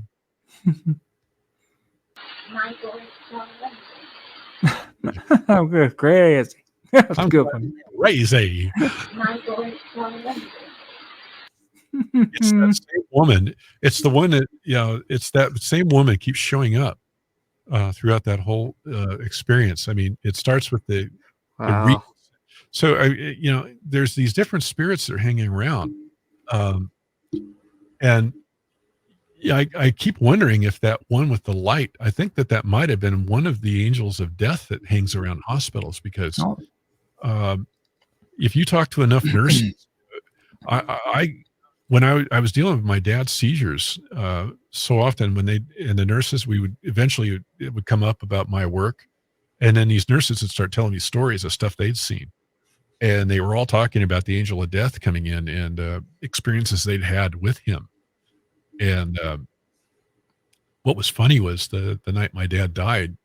It was February 28th of 2012, and he was, we were with him, and it was about 1 a.m, and I just happened to stand up, and I looked out the door, and here goes this 6 foot tall black figure in a cloak, and my knees literally, my knees started to buckle. I actually almost went down, and nurse was in there with me. She grabbed me and she said, "What did you see?" And I told her, and she says, "That's the angel of death." And she says, "You're coming with me we're going to put you down in a room. You've had enough. You've done plenty." Because I had made all the decisions about pulling the meds and all the things for my father and basically letting him cross.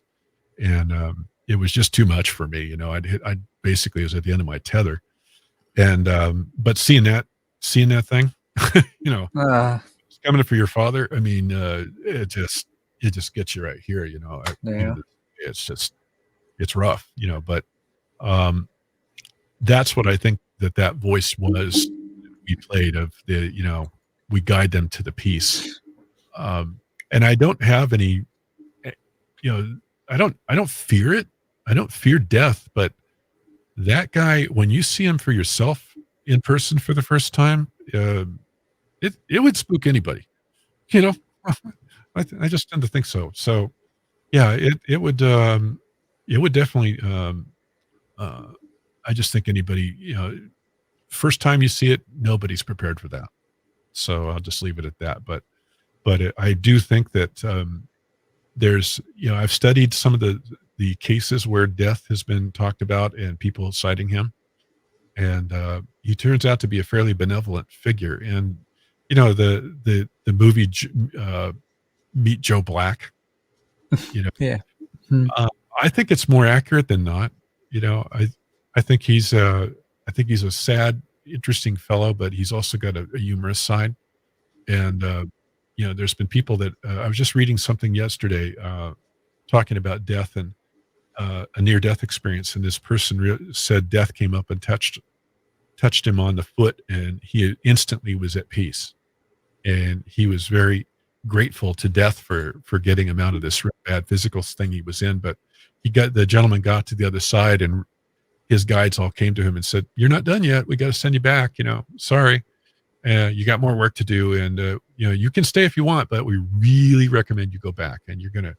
And here's the thing is, it's really gonna suck when you go back." and yeah, but the way he wrote about death was kind of the basic theme I keep seeing in NDE research. With death being this really a nice angel. It's a very nice spirit, and it's that when you see Ghost Whisperer, the whole thing with the bees, and play the intro every time, and there's all those bees. That's the sting, the sting of death. All those symbols in there have so much meaning, and if you go, I recommend you go research some of that, from Ghost Whisperer, and look at the symbols they use, and everything has a meaning. Nothing was done in that show without meaning that didn't have a tie-in to things that were real. Like, even the Pentheus search engine. I just happened to check this out yesterday, and it turns out the name Pentheus goes back to some of the Greek gods. Pentheus was one of the gods who got to the party late, and when they were handing out all the powers of the gods, and Pentheus was handed basically this all the sorrows and the troubles and the hard feelings that go along with death, and that's what Pentheus was about the god of. And I'm paraphrasing this, so somebody will shoot me with who's in but you're getting the gist of it. But every time you saw the Pentheus search engine, that's what that was about, and it had to do with death. So everything in the Ghost Whisperer franchise was really well done and accurate. Marianne Winkowski, the author, she's an author. It talked a lot about her involvement with that. She actually was the impetus behind the whole Ghost Whisperer series, because she sees spirits and does a lot of Actually, you were talking about that. I was just saying her last week about coming on the show. Yeah. So she's a really you can read her book. I'm trying to remember what it is, but if you just look at Marianne Winkowski, she's got a bunch of them, but you could read the initial book she wrote, and it talks about all the stuff that happened. And she talked about her first ghosts with a guy named John Gray, who was the producer of the series and kind of was the impetus by creating it. And they brought her in as the technical consultant, and oh my God, the stories! I mean, you read, but their portrayal of all the different things that happen on that series are so accurate in so many cases. I'll actually have that show on DVD. I do too, because it's not always on, and it's good to to look at that. But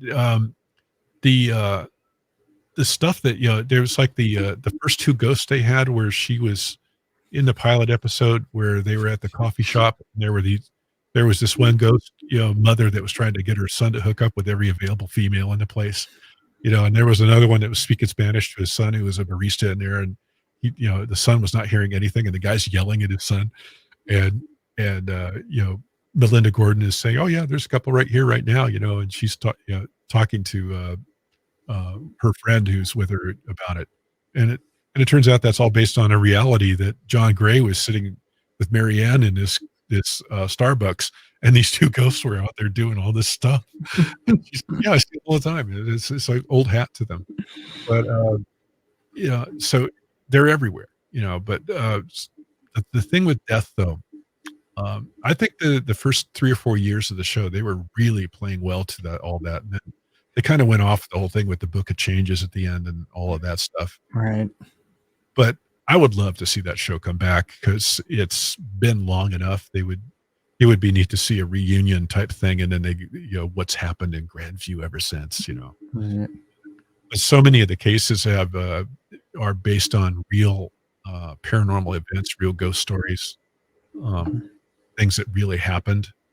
I just have always loved it, so it's to me, people should not take it as being so much, fakes or fictional stories. It's stuff based on a lot of good research and development, that has been basically brought to people so they understand the reality of it and the whole treatment of death, himself. I mean, the way that he's portrayed in every single episode opening is just, I think, really excellent. So, yeah.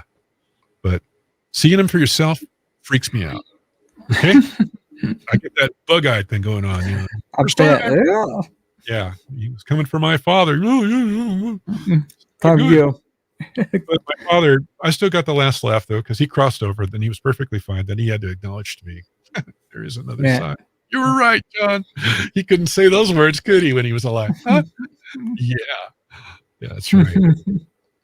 I don't know, but there's another one that I will recommend to everybody that you can actually get free copies of her. Some of her books is Dion Fortune, and she was an early 20th century writer who was connected to the Society for Inner Light, based out of the UK, and she was well connected with a lot of really interesting people, and she wrote paranormal stories that were based on a lot of the 19th and early 20th century metaphysics of the day. And there's one called the Strange Case of Dr. Taverner, I think it is. I'm probably paraphrasing this, but if you look for Dr. Taverner, Taverner, Dr. Taverner, and Dion Fortune, it's Dion Fortune, just like fortune cookie. Yeah. You will find, and you can find PDF copies of this book for free from various places, and they sell it, of course, on Amazon. You can get it, as a Kindle thing. But if you read some of it, that book is basically the story of her life in conjunction with her teacher, who was a doctor and a very well-connected person in the various fraternities, occult fraternities. And she was taught psychic protection, and she was taught all kinds of different things that were just amazing. And she participated in these cases in this guy's hospital. The British medical establishment of the day could not deal with some of these strange medical cases, and they would hear of this guy's hospital. He ran a private hospital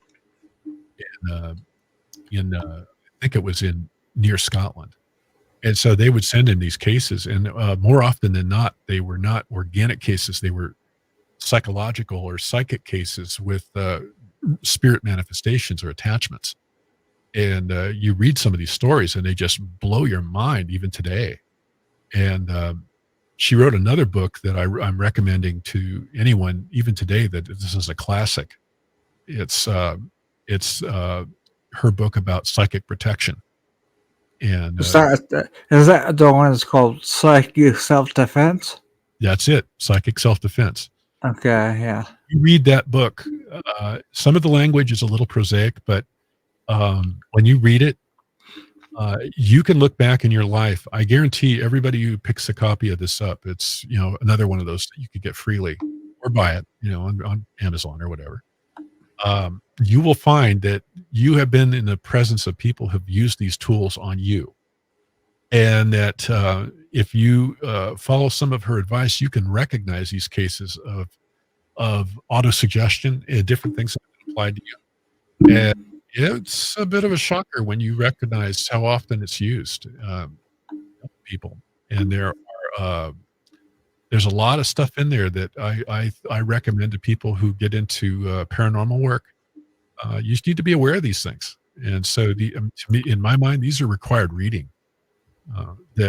Because some people have an ability. Have you ever been around people who gave you, you were in their presence, and before you knew it, you are you're not yourself. You don't feel right.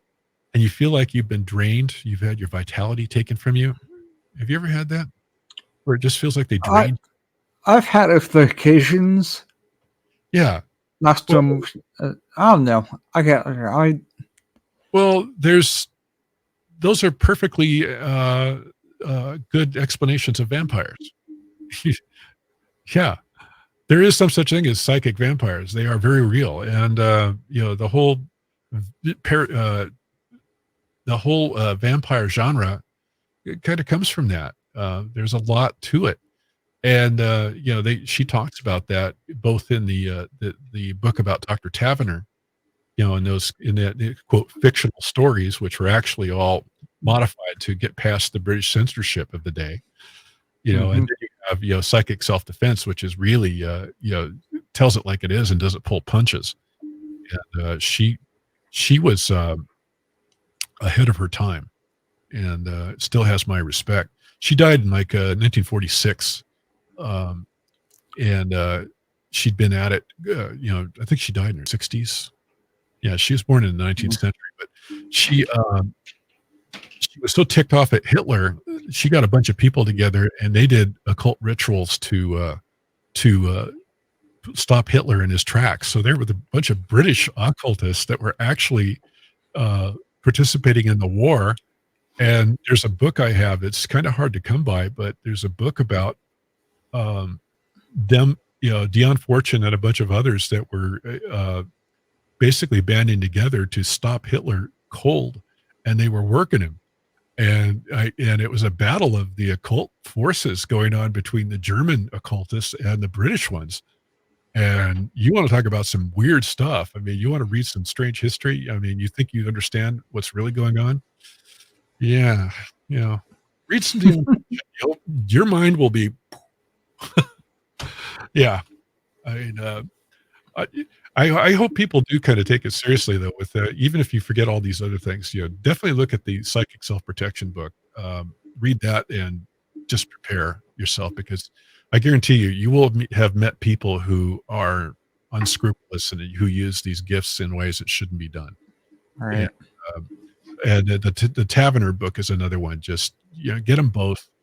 Get them on Kindle and then flip through them, and you find yourself coming back to them again and again. Because I find if you find yourself around people that drain you, or you find yourself with people that you were around them and you have no idea what they said and you can't remember anything that happened, but suddenly you wake up and you from like a fugue and you're like, I've got coffee in my hand. I've been with this person 3 hours. What happened? Well, you might have just been the victim of some stuff. And you want to be thinking about the association you have with that person. Yeah. So yeah, these things do happen, unfortunately, in the world. And there's the whole notion of the occult is based on the application of scientific laws that we have yet to understand. And that's something that Dr. Tavener talked about at a little bit of length in the book. But yeah, you run into these things. So just a little kind of my some of my pet research projects that I've done over the years, and these books, they will open your eyes. So anyway, I'm going off on tangent. I'll check them out, definitely. Yeah, the world isn't what you think it is. Everybody thinks that they understand the world. They think that the world they see in front of them is what really is. It ain't anywhere close to the real world. The real world is based on powers and illusions and deceptions and application of forces that most don't ever see or to appreciate. And if you when you start to appreciate these things, you can wake up and see the world as it really is. And it can be daunting and scary for some people when they first realize that it isn't what they thought it was. They feel like they're unsafe. I think it's unsafe not to be aware. Be aware of the real nature of the universe and that you live in, and recognize that all the world is a stage, and that's the more true than ever right now with everything going on. Everybody thinks they understand what's happening, and the news is saying this. That's a nice Cupid doll you got shaking in front of me there. Why don't we look behind the curtain? I would check out that secrets that Dr. Tavern be. Yeah, Dr. Tavener. I'll get the more. Yeah. Yeah, it's get the PDF, save yourself a few bucks, but when you read through that, it'll blow your mind. I like to listen on audio tape, so your audio with the PDF, I can just set it off and then I just do my thing and I listen to the book.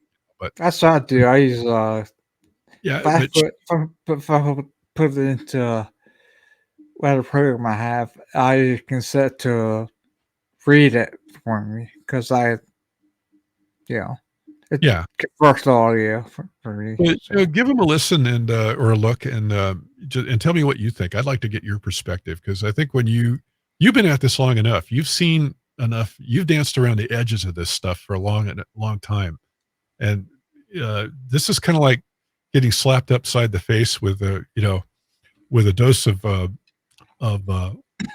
back the curtain when you thought the stage was the real world, and then you suddenly see, whoa, what's this? When I first read it, I was like, I actually kind of I thought this is all BS, and then the more I read, then the more I started testing the theories behind it, and I started realizing, oh my God, this is the real thing. She was actually being, I think the thing with Dion is she was being as real as she could be in the times when you had the establishment working very hard to keep those truths secret. And she ran a lot of risks to do that because there was a lot of different people that had their own idea of how the world should work. And a lot of these people are still in, they come from various families and they see the world according to what they think we should be seeing it as. And that's evidenced by our institutions and by the different things, the mainstream media, all that. So, it opens your eyes to be able to let your mind see things as they are, not as you wish them to be, which is really scary for people. So, take what I'm saying with a grain of salt. If you think I'm full of BS, great. Live your life. Don't take don't take the red pill. Take the blue pill and just keep on. If you take the red pill, I guarantee you it'll never be the same world you lived in again. You'll be thanking me later. But I don't know. I don't feel like Neo, but boy, I can understand where he's coming from. And yeah. So anyway, we got off into some wild stuff there, my friend. Oh wow, yeah. I mean, it's just when I first started off as a kid, and I running into the spirit world, I had no idea I'd be led down these kind of pathways. I mean, it's just sobering, when you recognize that people have all these strange agendas, and you find the world is not like you thought it was. But the thing is, the EVP in the spirit world, I think that a lot of why the denial of the spirit world is so vehement, from the powers that be, is that the spirit world doesn't lie.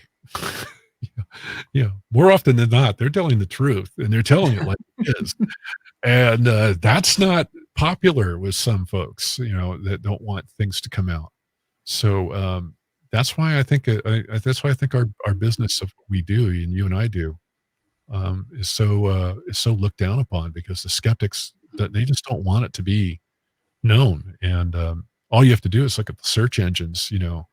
If you go you go to the search engines right now and you look at anything like paranormal phenomena of any type, UFO, EVP,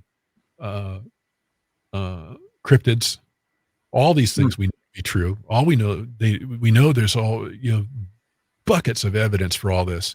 And yet the first thing you see is all the negative articles written by the mainstream media, and none of the stuff from the experts who actually have the real evidence. That's all way down in the search results. It's always the negative stuff floats to the top, and that's by design. That's not by accident that happened. There's a purpose there. They want the masses not looking at this stuff. So yeah. But anyway, I'm on my soapbox. You gave me the chance to do my thing. Anyway, you like my EVPs then? So how Oh about yeah. EVPs, man? Oh yeah.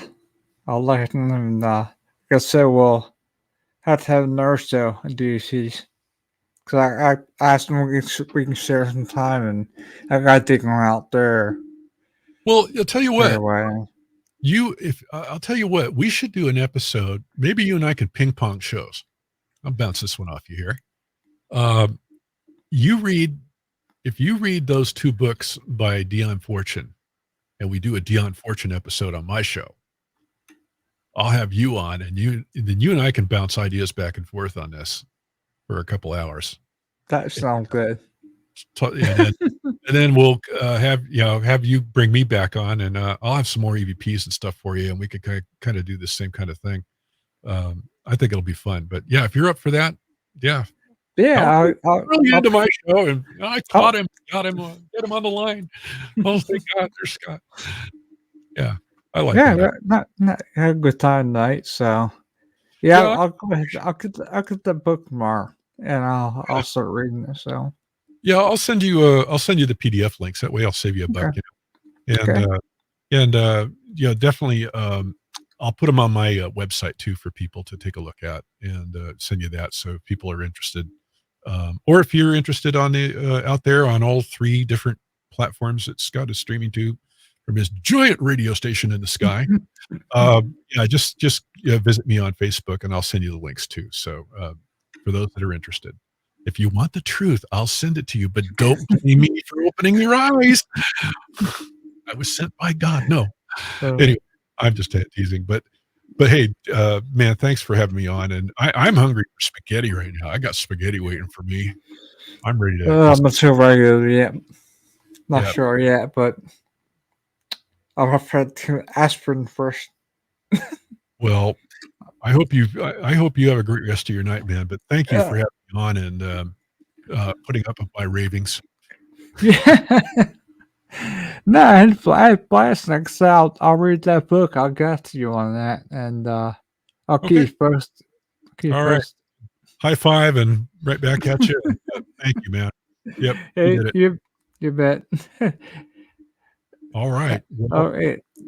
I'm going to wish you and all the audience a great rest of your night, and be safe, everybody out there. Okay. Happy Halloween, everybody. Okay. Take care. You too. Bye.